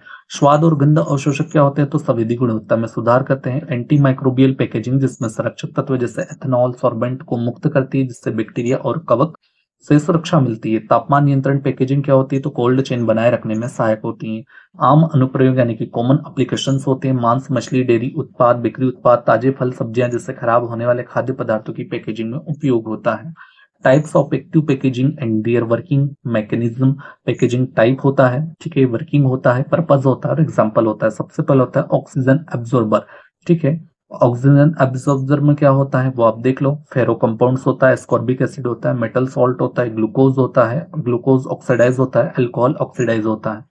इसमें हम पर्पस की बात करें तो प्रिवेंट्स मोल्ड, यीस्ट और एरोबिक बैक्टीरिया ग्रोथ होती है, prevents oxidation of fat, oil, vitamin and colour, protein agent, insect damage होता है। एग्जांपल ऑफ एप्लीकेशन चीज होता है, मीट यानी कि मांस होता है, रेडी टू ईट फूड्स होता है, बेकरी प्रोडक्ट्स होता है, coffee, tea, nuts, milk powder आदि होते हैं। कार्बन डाइऑक्साइड ऑब्जर्वर होता है जिसमें calcium hydroxide and sodium hydroxide और पोटेशियम हाइड्रोक्साइड और कैल्शियम ऑक्साइड सिलिका जेल होता है। Remove excess CO2 to prevent package bursting during. Ethylene absorber वो किसमें क्या होता है, एल्यूमिनियम ऑक्साइड होता है, पोटेशियम परमैंगनेट होता है, ठीक है, एक्टिवेटेड कार्बन होता है। उसके बाद में मेटल कैटालिस्ट होता है, जियोलाइट होता है, जियोलाइट फिल्म होती है, क्ले फिल्म होती है, जापानीज ओएस्टोन फिल्म होती है। Prevent pre mature ripening and softening of fruits and vegetables होता है जिसमें एप्पल्स होते हैं, बनानास होते हैं, मैंगोज होता है, ठीक है। अब बात करते हैं हम ह्यूमिडिटी एब्जॉर्ब्स जिसमें पॉली एक्रिलाइट्स होते हैं, सेट्स होते हैं, प्रोपाइलिन ग्लाइकल होता है, सिलिका जेल होता है, क्लेज होता है, ठीक है, जिसमें कंट्रोल एक्सेस मॉइस्चर होती है, reduce water activity of food surface और टू प्रिवेंट माइक्रोबियल ग्रोथ होती है जिसमें meat, fish, poultry, bakery product और कट फ्रूट्स एंड वेजिटेबल्स होता है। Absorber of flavour, amines and cellulose acetate film with, ठीक है, नेरेजिनेज एंजाइम, फेरस साल्ट और सिट्रिक एसिड, अब्जॉर्बिक एसिड आदि होता है। रिड्यूस बिटरनेस यानी कि कड़वाहट को दूर करने में। इसमें fruit juice, feeds, potato chips, biscuit, ठीक है, ये सब आप पढ़ लीजिएगा। यूवी लाइट अब्जॉर्बर भी कुछ होते हैं जैसे पॉलीफ्लिन्स होता है, ठीक है, एब्जॉर्बेंट एजेंट होते हैं, कैटलिस्ट होता है, UV stabilizer in polyester bottles होता है, restrict light in induced oxidations, ठीक है, light sensitive foods example HAM ham drinks, ठीक है। लैक्टोज रिमूवर होता है जिसमें milk and other dairy products आ जाते हैं। बुद्धिमान यानी कि इंटेलिजेंट पैकेजिंग होती है। बुद्धिमान पैकेजिंग में ऐसे संकेतक यानी कि इंडिकेटर होते हैं जो पैक किए गए खाद्य पदार्थों की गुणवत्ता नियंत्रण के लिए उपयोग किए जाते हैं। दो प्रकार के संकेतक हो सकते हैं, एक होता है एक्सटर्नल, एक होता है इंटरनल। एक्सटर्नल जो पैकेज के बाहर लगाए जाते हैं, जैसे टाइम टेम्परेचर इंडिकेटर TTI। आंतरिक संकेतक जो पैकेज के अंदर स्थित होते हैं, जो पैकेज के हैंड स्पेस में या ढक्कन के अंदर जुड़े होते हैं। टाइम टेम्परेचर इंडिकेटर क्या होता है? तो टाइम टेम्परेचर इंडिकेटर एक सरल उपकरण है जो समय और तापमान पर निर्भर परिवर्तनों को मापकर खाद्य उत्पाद की तापमान इतिहास की जानकारी प्रदान करता है। यह यांत्रिक, रासायनिक, इलेक्ट्रोकेमिकल, एंजाइमेटिक या माइक्रोबायोलॉजिकल अपरिवर्तनीय परिवर्तनों के सिद्धांत पर कार्य करता है। ताजगी संकेतक ताजे खाद्य पदार्थों में दो प्रकार के परिवर्तन हो सकते हैं, सूक्ष्म जीवों की वृद्धि और मेटाबॉलिज्म, जिससे पीएच बदलाव, विषैले यौगिकों का निर्माण, अप्रिय गंध, गैस और चिपचिपे पदार्थ का निर्माण होता है। अब हम बात करते हैं लिपिड और पिगमेंट की। लिपिड पिगमेंट का ऑक्सीकरण, जिससे अवांछित स्वाद, हानिकारक जैविक प्रतिक्रियाओं वाले यौगिकों का निर्माण, रंग बदलने की समस्या हो सकती है। ताजगी संकेतक सीधे उत्पाद की गुणवत्ता को दर्शाते हैं। सूक्ष्म जीवों की गुणवत्ता का संकेतक उत्पाद में माइक्रोबियल वृद्धि के दौरान उत्पन्न होने वाले मेटाबोलाइट के साथ प्रतिक्रिया करके संकेत देता है। ऐसा संकेतक जो विशेष रूप से खराब हो रहे उत्पाद या उसकी ताजगी की कमी को दर्शाए और साथ ही तापमान में बदलाव या पैकेज लीक का भी पता लगाए। यह पैक किए गए उत्पादों की गुणवत्ता नियंत्रण के लिए आदर्श होगा। रोगजनक यानी कि पैथोजन संकेतक टॉक्सिन गार्ड नामक एक वाणिज्यिक प्रणाली उपलब्ध है जो पॉलीथीन आधारित पैकेजिंग सामग्री में सूक्ष्म जीव जनित बैक्टीरिया की उपस्थिति का पता लगाने के लिए विशेष एंटीबॉडीज का उपयोग करती है। जब कोई विषाक्त पदार्थ या सूक्ष्म जीव पैकेजिंग सामग्री के संपर्क में आता है तो वह पहले एक विशेषक या विशेष लेबल किए गए एंटीबॉडी से बनता है और फिर एक कैप्चरिंग एंटीबॉडी से जुड़ जाता है जो विशेष रूप से पैटर्न में मुद्रित होती है। इस विधि का उपयोग कीटनाशकों या जैव तकनीकी रूप में संशोधित प्रोटीन के रूप में पहचान के लिए भी किए जा सकते हैं। अब हम बात करते हैं थर्मोफॉर्मिंग पैकेजिंग। क्या होती है थर्मोफॉर्मिंग पैकेजिंग? तो यह एक व्यापक प्रक्रिया है जिसमें प्लास्टिक सामग्री को गर्म करके वांछित आकार में ढाला जा सकता है, मन चाहे आकार में। इसमें एक समतल प्लास्टिक शीट को गर्म किया जाता है ताकि ये लचीली हो जाए, फिर इसे एक साँचे के में ढालकर आवश्यक आकार दिया जाता है। थर्मोफॉर्मिंग की प्रक्रिया, एक गर्म की गई प्लास्टिक शीट को मैनुअल या स्वचालित रूप से मोल्ड के ऊपर रखा जाता है। नरम हुई प्लास्टिक साँचे के आकार में ढल जाती है और एक कठोर संरचना बनाती है। ठंडा होने के बाद ये स्थायी रूप से अपने आकार को बनाए रखती है और अंतिम उपयोग किए गए ट्रिम कर दी जाती है। थर्मोफॉर्मिंग पैकेजिंग में उपयोग की जाने वाली सामग्री की बात करें तो पॉलीविनाइल क्लोराइड PVC अच्छी पारदर्शिता और मजबूती प्रदान करता है। हाई इम्पैक्ट पॉलीस्टाइरीन यानी कि मजबूत और झटकों से बचाने में सक्षम होता है। हाई डेंसिटी पॉलीइथाइलिन कठोरता और नमी प्रतिरोध के लिए जाना जाता है। थर्मोफॉर्मिंग पैकेजिंग के कुछ अनुप्रयोग होते हैं, एप्लीकेशंस होते हैं। थर्मोफॉर्मिंग ट्रे एकल स्तरीय या लेमिनेटेड सामग्री से बनाई जाती है। नाजुक खाद्य उत्पादों जैसे कि बैटर, ब्रेडेड मछली उत्पादों की पैकेजिंग के लिए उपयुक्त होती है। लचीली प्लास्टिक फिल्मों की तुलना में थर्मोफॉर्मिंग के फायदे होते हैं। बेहतर यांत्रिक सुरक्षा, परिवहन और संचालन के दौरान उत्पाद टूटने से बचाता है। थर्मोफॉर्मिंग पैकेजिंग खाद्य उत्पादों को बेहतर सुरक्षा और लंबी शेल्फ लाइफ प्रदान करती है, जिससे यह आधुनिक खाद्य पैकेजिंग में आवश्यक समाधान बन गया है। रिटार्ट पाउच पैकेजिंग क्या होता है? तो रिटार्ट पाउच एक आयताकार, लचीली, लेमिनेटेड प्लास्टिक पाउच होती है जिसे चारों ओर से हर्मेटेट या हर्मेटिक रूप से सील किया जाता है और खाद्य पदार्थों के केवल थर्मल प्रोसेसिंग के लिए उपयोग किया जाता है। यह हल्का, टिकाऊ और सुविधाजनक और सेल्फ स्थिर होता है। रिटार्ट पाउच पैकेजिंग की प्रमुख विशेषताओं की बात करें तो व्यावसायिक उपयोग, जापान सहित कई देशों में विभिन्न खाद्य पदार्थों की पैकेजिंग के लिए व्यापक रूप से उपयोग किया जाता है।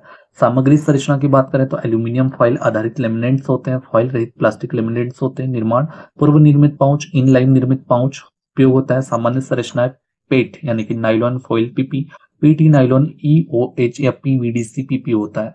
रिटोर्टेबल पाउच की विशेषता निष्क्रिय और हीट सील करने योग्य होता है। अब हम बात करते हैं आकार में स्थिर और गर्मी प्रतिरोधी, 121 डिग्री सेल्सियस तक कम ऑक्सीजन और पानी की वाष्प पारगम्यता, शारीरिक रूप से मजबूत और अच्छी एजिंग प्रॉपर्टी। रिटार्ट पाउच के अनुप्रयोग होता है होटल, रेस्तरां और संस्थानों द्वारा रेडी टू ईट भोजन के उपयोग होता है। खुदरा उपभोक्ताओं उत्पादों के लिए असामान्य या सामान्य उपयोग जैसे कि ट्यूनिया, salmon, chicken patties, chipped BF यानी कि बीफ चिली और ग्राउंड बीफ होता है। प्रिंटिंग और सुरक्षा, पेट फिल्म पर लेमिनेशन से पहले रिवर्स प्रिंटिंग की जाती है ताकि शाही भोजन के संपर्क में न आए।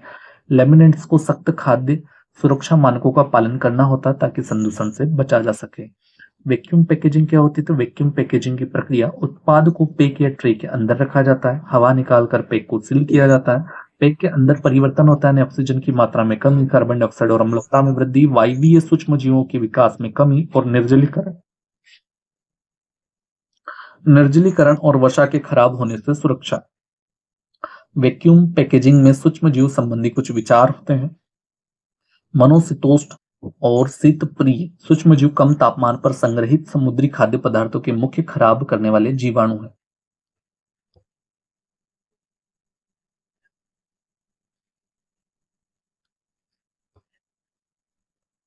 हम बात करते हैं क्लोस्ट्रीडियम बोटुलिनम सहित अवायवीय जीवाणु की वृद्धि वैक्यूम पैक समुद्री खाद्य पदार्थों में एक गंभीर चिंता का विषय है। तापमान नियंत्रण की कमी से बैक्टीरिया तेजी से बढ़ सकते हैं। बेहतर सेल्फ लाइफ के लिए पूर्व उपचार 1% potassium sorbate deep 4 degree Celsius पर संग्रहित वैक्यूम पैक इसके प्लस 28 दिनों तक उपयुक्त पाए गए। बिना उपचार वाले इसके प्लस की तुलना में 22 दिन अधिक। संयोजन उपचार 1% potassium sorbent plus 5 ppm chloro tetracycline 2 degree Celsius पर संग्रहित वैक्यूम पैक और रॉकफिश फिलेटस ताजगी बनाए रखते हुए 14 दिनों तक सुरक्षित रहें। परिवर्तित वायुमंडलीय पैकेजिंग MFP सिद्धांत और महत्व की बात करें तो ताजा मछली मृत्यु उपरांत स्वपाचन और सूक्ष्म जीवी वृद्धि के कारण अत्यधिक नाशवंत होती है। भारत में उच्च परिवेशीय तापमान सूक्ष्म जीवी क्षय को तेज कर देता है। में बर्फ और प्रशीतन के पूरक के रूप में कार्य करता है और समुद्री भोजन की शेल्फ लाइफ बढ़ाता है।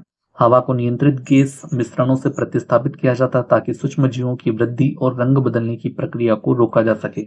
CO2 वृद्धि से सूक्ष्म जीवों की वृद्धि को नियंत्रित करने में मदद मिलती है ताकि सेल्फ लाइफ बढ़ती है। मैप गैस संयोजन CO2 मछली के उत्कों का pH मान कम करती है जिससे सूक्ष्म जीव की वृद्धि धीमी हो जाती है। सामान्य गैस मिश्रण CO2N2 होता है, CO2O2 होता है, CO2O2N2 होता है। मछली के प्रकार अनुसार उपयुक्त गैस संरचना होती है।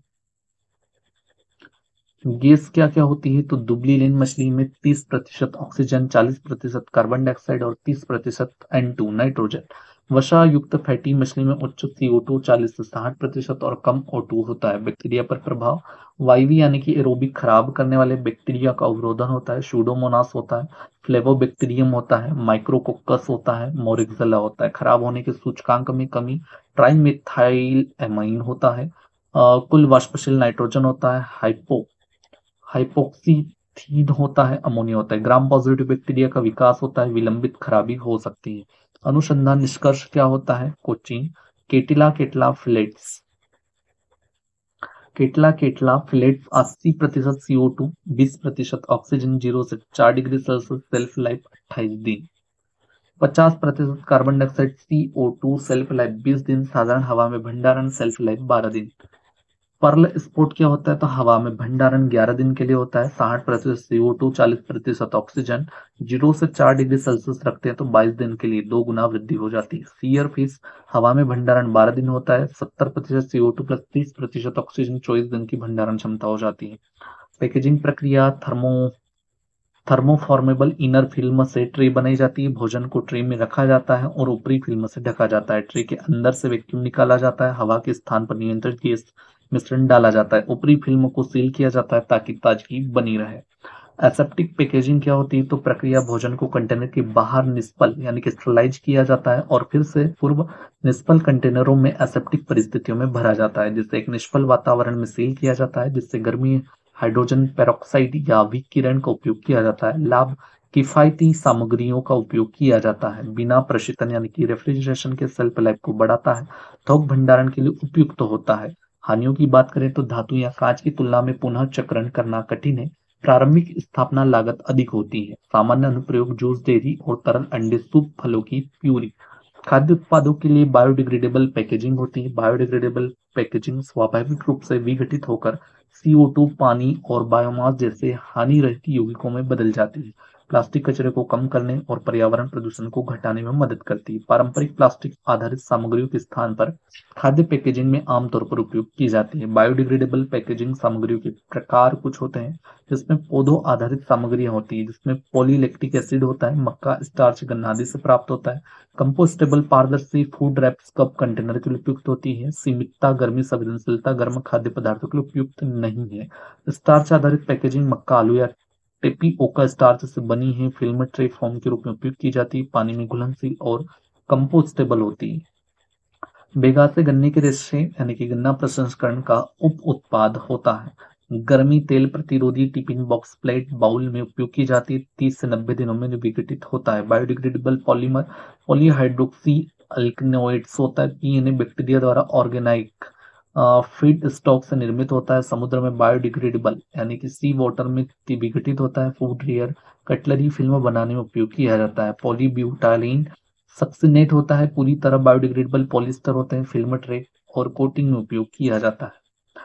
उच्च तापमान सहनशीलता गर्म पैकेजिंग के लिए उपयुक्त होती है। कागज और रेसे आधारित पैकेजिंग की बात करें तो रिसाइकल किया हुआ कागज और कीबोर्ड होता है, बॉक्स ट्रे रेप में उपयोग किया जाता है। मॉइस्चर प्रतिरोध के लिए प्राकृतिक वैक्स से कोटिंग की जा सकती है। मशरूम आधारित पैकेजिंग की बात करें तो माइसेलियम यानी कि फंगल रूट और कृषि अपशिष्ट से बनी है। कंपोस्टेबल हल्की और फूड ट्रे कुशनिंग मटेरियल के लिए उपयुक्त होती है।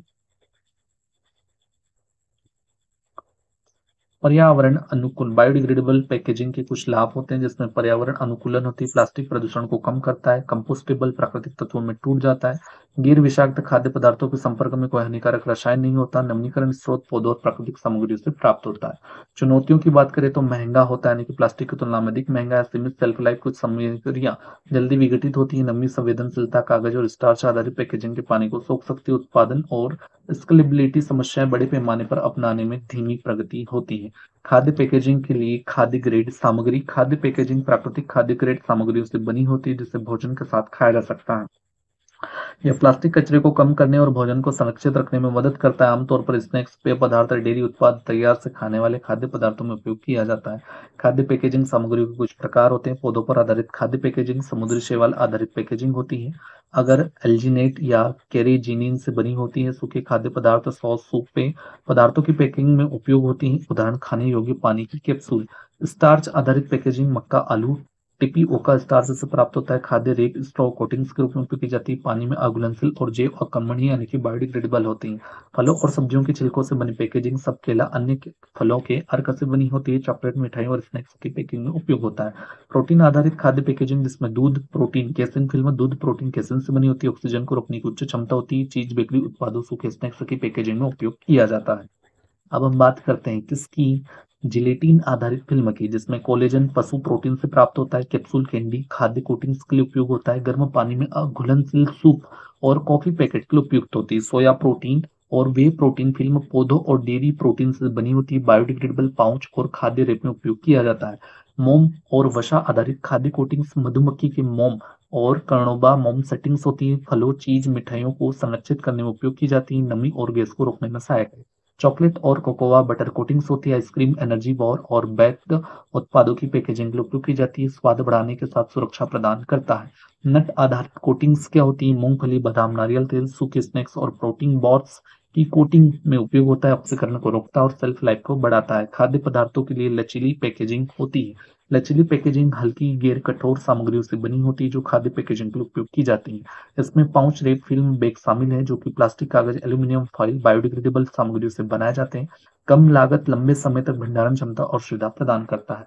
लचीली पैकेजिंग के कुछ प्रकार होते हैं, जिसमें प्लास्टिक आधारित लचीली पैकेजिंग पॉलीएथिलीन फिल्म होती है। Low density polyethylene bread, bag, जमे हुए खाद्य पदार्थों की पैकिंग के लिए। हाई डेंसिटी पॉलीइथिलीन HDPE अनाज के पैकेट, दूध पाउच के लिए होता है। पॉलीप्रोपाइलीन यानी कि PP film snacks, chips, biscuit, ready to eat भोजन की पैकिंग में उपयोग होता है। गर्मी, नमी के प्रति प्रतिरोधी। Polyvinyl chloride PVC cling wrap मांस और ताजे उत्पादों की पैकिंग में उपयोग किया जाता है। पॉलीइथिलीन टेरेप्थलाइट फिल्म होती है। बॉयल इन बैग खाद्य पदार्थ, पेय पदार्थ पाउच, लेमिनेटेड पाउच में उपयोग होता है। मजबूत, गर्मी प्रतिरोधी और ऑक्सीजन अवरोधक क्षमता वाली। EOH एथिलीन विनाइल अल्कोहल और उच्च फिल्म होती है। उच्च बाधा खाद्य पैकेजिंग, जीव जैसे मांस और पनीर के लिए उपयोग किए जाते हैं। ऑक्सीजन और नमी में प्रवेश को रोकता है। कागज आधारित लचीली पैकेजिंग, वैक्स कोटेड या प्लास्टिक लेमिनेटेड कागज, मक्खन, बेकरी उत्पाद और मिठाइयों की पैकेजिंग के लिए। ग्रीस प्रतिरोधी और नमी रोधी होती। क्राफ्ट पेपर और पार्चमेंट पेपर, चीनी, आटा, चाय बैग जैसे सूखी वस्तुओं पर पैकेजिंग में उपयोग किया जाता है। एल्यूमिनियम आधारित लचीली पैकेजिंग, जिसमें एल्यूमिनियम फॉइल, पाउच और रेपर होता है। चॉकलेट, डेयरी उत्पाद और उच्च वसा वाले कुछ होते हैं। ठीक है।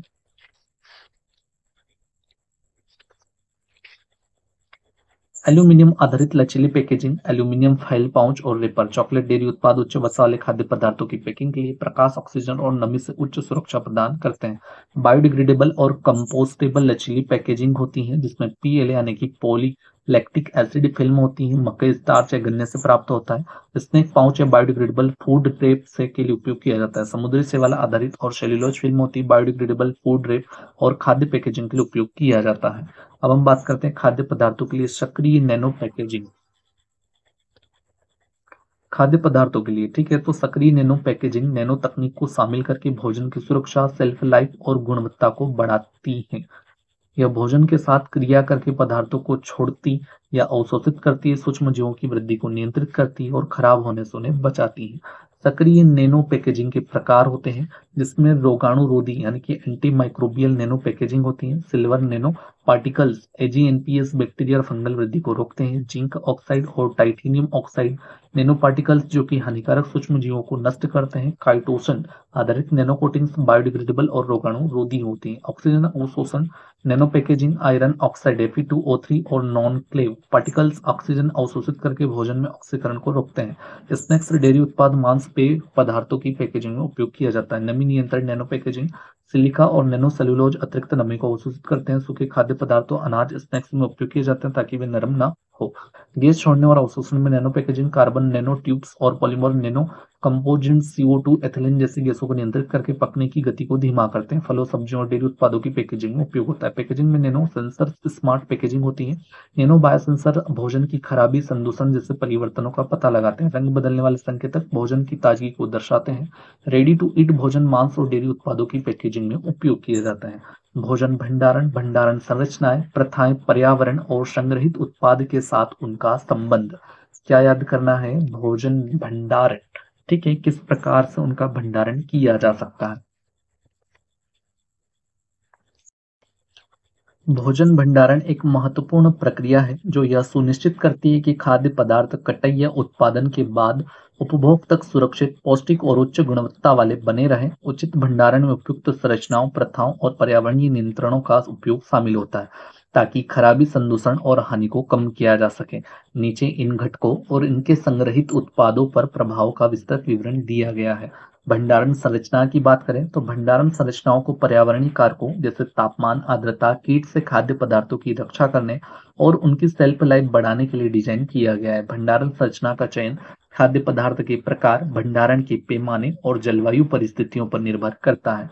पारंपरिक भंडारण संरचनाएं जिसमें कोठार यानी कि ग्रेनियर्स होता है, गेहूं, चावल, मक्का जैसे अनाजों के भंडारण के लिए मिट्टी, बांस, लकड़ी से बने होते हैं। भूमिगत गड्ढे अंडरग्राउंड पाइप्स होता है जिसमें आलू, शकरकंद जैसे कंद फसलों के भंडारण के लिए प्राकृतिक रूप से इंसुलेशन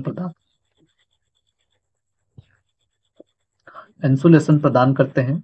बिन और साइलो यानी कि छोटे पैमाने पर अनाज और बीजों के भंडारण के लिए होता है। मिट्टी के बिन यानी कि गांव में मिट्टी से बने बर्तन जिनमें अनाज रखा जाता है। बांस के बिन बुने हुए बांस से बने होते हैं जिससे हवा का संचार बना रहता है। आधुनिक भंडारण संरचनाओं की बात करें तो गोदाम, वेयर हाउस होते हैं। थोक खाद्य उत्पादों के लिए बड़े भंडारण केंद्र तापमान और आर्द्रता नियंत्रण प्रणालियों से सुसज्जित होते हैं। कोल्ड स्टोरेज क्या होता है तो फलों और सब्जी, डेयरी उत्पादों और मांस जैसे खराब होने वाले खाद्य पदार्थों के लिए ठंडा या जमे हुए भंडारण। कोल्ड स्टोरेज नियंत्रित वातावरण भंडारण यानी कि कंट्रोल्ड एटमॉस्फेयर स्टोरेज जहां ऑक्सीजन, कार्बन डाइऑक्साइड और नाइट्रोजन के स्तर को नियंत्रित करके फलों और अनाजों की परिपक्वता को, खराबी को धीमा करता है। साइक्लो क्या होता है तो साइक्लो यानी कि सिलोज, ठीक है, साइक्लो ऊंचे बेलनाकार भंडारण ढांचे जिनका उपयोग बड़े पैमाने पर अनाज भंडारण के लिए किया जाता है। इन्हें वातन प्रणाली यानी कि एरिएशन सिस्टम से सुसज्जित किया जाता है। विशेष भंडारण संरचनाएं में हर्मेटिक स्टोरेज होता है, वायुरुद्ध कंटेनर या बैग जो ऑक्सीजन और नमी को प्रवेश करने से रोकते हैं, अनाज और बीजों के लिए उपयोगी होते हैं। सोलर ड्रायर क्या होता है तो फलों, सब्जियों और जड़ी बूटियों को सुखाकर भंडारण किए जाते हैं। साइक्लो बैग क्या होता है तो लचीले भंडारण बैग जो अनाज और कीड़ों और नमी से बचाते हैं। रेफ्रिजरेटेड कंटेनर खराब होने वाले खाद्य पदार्थों के परिवहन के लिए जाने जाते हैं। वैक्यूम पैकेजिंग इकाइयां कुछ होती हैं ऑक्सीजन हटाकर सूक्ष्म जीवों की वृद्धि को रोकने के लिए। उन्नत भंडारण संरचनाएं मेटल साइक्लो वायुरुद्ध कीट एवं नमी से सुरक्षा प्रदान करते हैं। गोदाम या गोडाउन बड़े पैमाने पर अनाज भंडारण के लिए, जैसे भारत में भारतीय खाद्य निगम के गोदाम होते हैं। कोल्ड स्टोरेज खराब होने वाले खाद्य पदार्थों के लिए कम तापमान बनाए रखता है। कम तापमान लो टेम्परेचर जैसे कि फल सब्जियां डेयरी उत्पाद और नियंत्रित वातावरण भंडारण के लिए ऑक्सीजन कार्बन डाइऑक्साइड और आर्द्रता के स्तर को समायोजित करता है ताकि खाद्य पदार्थों की गुणवत्ता बनाए रखी जा सके। भंडारण प्रथाओं की बात करें तो उचित भंडारण प्रथाएं खाद्य गुणवत्ता सुरक्षा बनाए रखने के लिए आवश्यक होती हैं। ये प्रथाएं खाद्य पदार्थ के प्रकार और भंडारण संरचना के अनुसार भिन्न हो सकती हैं। मुख्य भंडारण प्रथाएं जिसमें सफाई और स्वच्छता, भंडारण क्षेत्रों और कंटेनरों को साफ और कीटाणु रहित रखना आवश्यक है ताकि सूक्ष्म जीवों, कीटों और गंदगी से संदूषण को रोका जा सके। उदाहरण के लिए अनाज साइक्लो की नई फसल के भंडारण से पहले फ्यूमिगेटेड किया जाना चाहिए। ठीक है। छटाई और ग्रेडिंग यानी कि सोर्टिंग एंड ग्रेडिंग, खाद्य उत्पादों को गुणवत्ता, आकार, परिपक्वता के आधार पर छाटा और ग्रेड किया जाना चाहिए ताकि खराबी को कम किया जा सके। उदाहरण, भंडारण से पहले क्षतिग्रस्त या अधिक पके फलों को हटा देना चाहिए। पैकेजिंग की बात करें तो उचित पैकेजिंग खाद्य पदार्थों को भौतिक क्षति, नमी और कीटों से बचाती है। उदाहरण, मांस के लिए वैक्यूम सील बैग, अनाज के लिए एयर टाइट कंटेनर होना चाहिए। तापमान और आर्द्रता नियंत्रण तो खाद्य गुणवत्ता बनाए रखने के लिए उचित तापमान और आर्द्रता स्तर बनाए रखना आवश्यक है। उदाहरण, ताजा उत्पादों के लिए 0 से 4 डिग्री सेल्सियस तापमान, जबकि अनाज के लिए 14% से कम नमी वाले शुष्क भंडारण की आवश्यकता है। रोटेशन की बात करें तो FIFO यानी कि फर्स्ट इन फर्स्ट आउट, पुराने स्टॉक को पहले उपयोग करना चाहिए ताकि खराबी और अपयोग को रोका जा सके। उदाहरण के लिए बात करें तो यह प्रथा गोदामों और खुदरा दुकानों में आमतौर पर अपनाई जाती है। कीट नियंत्रण की अब बात कर लेते हैं। कीट नियंत्रण भंडारण स्थान की नियमित निगरानी और कीटनाशकों या प्राकृतिक प्रतिरोधकों का उपयोग कीट संक्रमण को रोकने के लिए किया जाता है। उदाहरण, अनाज भंडारों में कीटों के लिए फेरोमोन ट्रैप का उपयोग किया जाता है। फेरोमोन ट्रैप का, ठीक है। अब हम बात करते हैं कुछ पूर्व भंडारण प्रथाएं यानी कि प्री स्टोरेज प्रैक्टिसेस। भंडारण से पहले खाद्य पदार्थों की सफाई और सुखाना, क्षतिग्रस्त खाद्य पदार्थ या खाद्य वस्तुओं को हटाने के लिए छटाई और ग्रेडिंग, सुरक्षात्मक पैकेजिंग का उपयोग जैसे कि air tight bag, vacuum ceiling आदि। भंडारण प्रथाएं फीफो यानी कि फर्स्ट इन फर्स्ट आउट, पुराने स्टॉक को पहले उपयोग करने से खराबी रोकी जा सकती है। सही ढंग से ढेर लगाना, अनुचित दबाव से खराबी रोकने और उचित वेंटिलेशन सुनिश्चित करने के लिए व्यवस्थित ढेर लगाना। निगरानी और निरीक्षण यानी कि मॉनिटरिंग एंड इंस्पेक्शन, कीट, फफूंदी और खराबी की नियमित जांच होनी चाहिए। हर्मेटिक बैग यानी कि उपयोग, ऑक्सीजन सीमित करके कीट संक्रमण से बचाव होना चाहिए। भंडारण पश्चात प्रथाएं, वितरण से पहले गुणवत्ता की जांच, खराबी से बचने के लिए आवश्यकता अनुसार पुनः पैकिंग, फ्यूमिगेशन जैसे कीट नियंत्रण का उपाय। भंडारण पर्यावरण तो भंडारण पर्यावरण संग्रहित खाद्य पदार्थों की सेल्फ लाइफ और गुणवत्ता निर्धारित करने में महत्वपूर्ण भूमिका निभाता है।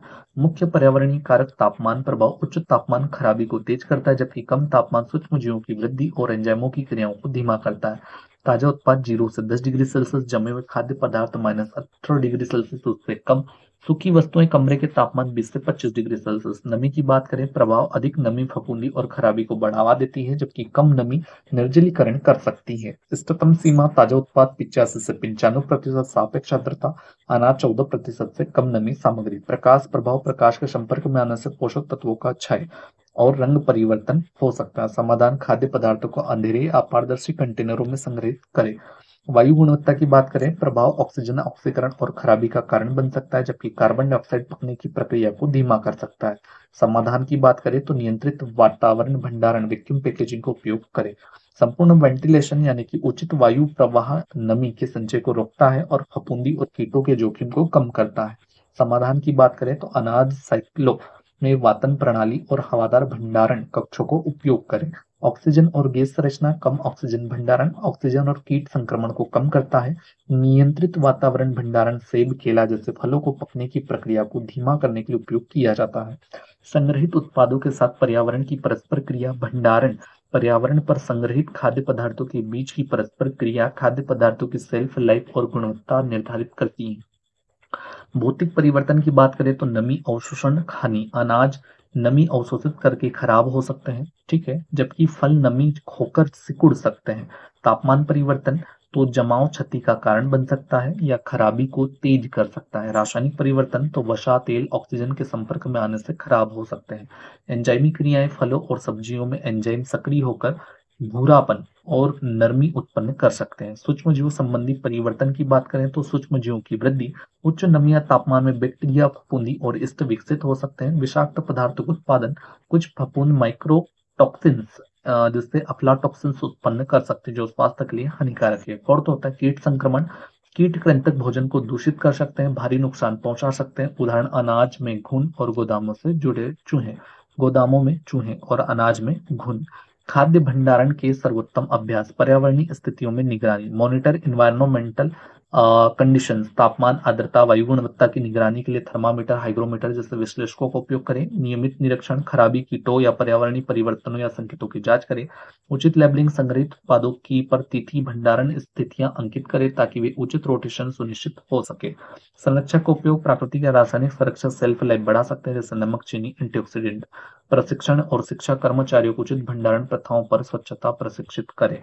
उच्च जोखिम वाले खाद्य पदार्थ और उनका भंडारण। उच्च जोखिम वाले खाद्य पदार्थ वे होते हैं जो खराब होने की प्रवृत्ति रखते हैं, बैक्टीरिया के विकास के लिए उपयुक्त वातावरण प्रदान करते हैं। खाद्य पदार्थ संभावित रूप से खतरनाक होते हैं क्योंकि इन्हें भोजन जन्य बीमारियों को रोकने के लिए सख्त समय तापमान नियंत्रण की आवश्यकता होती है। उपभोक्ता इन्हें बिना पकाए खा सकते हैं, इसलिए उचित भंडारण आवश्यक है। उच्च जोखिम वाले खाद्य पदार्थों के भंडारण या उदाहरण, ठीक है, पका हुआ मांस, मांस उपयुक्त खाद्य पदार्थ, कटा हुआ मांस, स्मोक्ड मांस, मुर्गी, मछली, कड़ी, मीट पाई आदि। जोखिम होता है सोलेमोनेला और क्लोस्ट्रीडियम फर्फिंग्रेंस बैक्टीरिया, इन्हें पनप सकते हैं। भंडारण, रेफ्रिजरेट करें, 5 डिग्री सेल्सियस से कम पर 2 से 3 दिनों के भीतर उपभोग करें। लंबे समय तक भंडारण के लिए -18 डिग्री सेल्सियस फ्रिज पर रखें।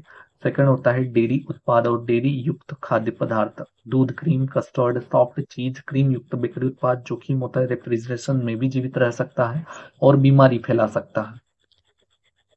भंडारण क्या होता है तो -4 डिग्री सेल्सियस पर रखें, ठीक है, या 4 डिग्री सेल्सियस से कम पर। खोलने के लिए 7 दिनों के भीतर उपयोग करें और कच्चे खाद्य पदार्थों से क्रॉस संक्रमण से बचे।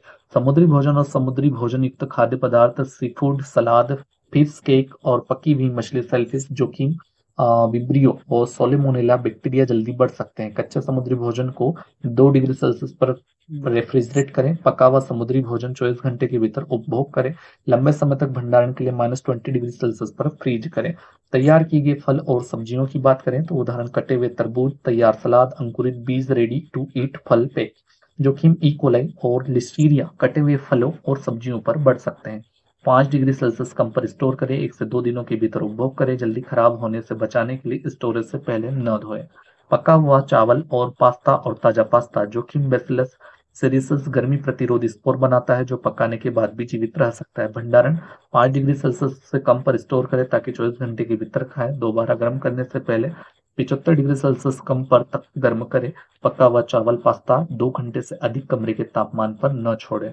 पका हुआ या प्रसंस्कृत प्रोटीन युक्त खाद्य पदार्थ, उदाहरण उबलेंडे, सोयाबीन उत्पाद, सोया दूध, टोफू, फ्रेश बीन नूडल्स। जोखिम सोलेमोनेला और स्टेफाइलोकोकस ऑरियसिस का संक्रमण हो सकता है।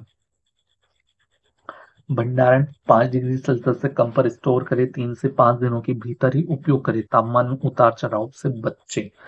तेल में डूबी हुई सब्जियां, लहसुन या ताजी जड़ी बूटियों की बात करें तो जोखिम क्या होता है तो क्लोस्ट्रीडियम बोटुलिज्म या बोटुलिनम का खतरा यदि तेल आधारित तैयारी में खाद्य अम्ल न।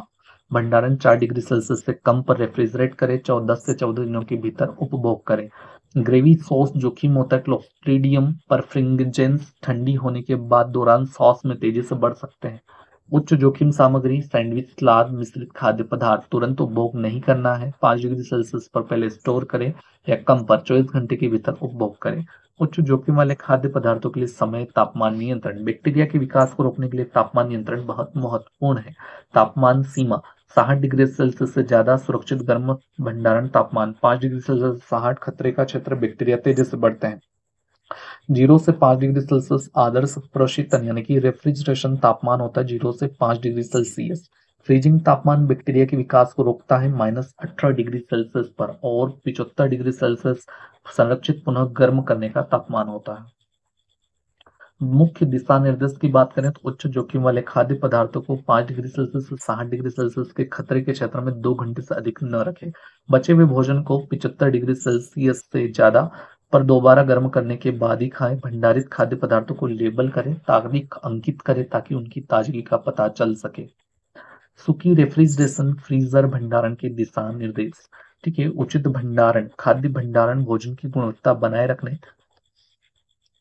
खराब होने से बचाने और संक्रमण के जोखिम को कम करने के लिए आवश्यक है। नीचे दिए गए दिशा निर्देश खाद्य सुरक्षित करने के लिए सर्वोत्तम भंडारण प्रक्रियाओं का वर्णन करते हैं। सूखी यानी कि ड्राई भंडारण दिशा निर्देश। सूखा भंडारण उन वस्तुओं के लिए होता है जो जल्दी खराब नहीं होते, जैसे अनाज, आटा, डिब्बा बंद खाद्य पदार्थ और मसाले।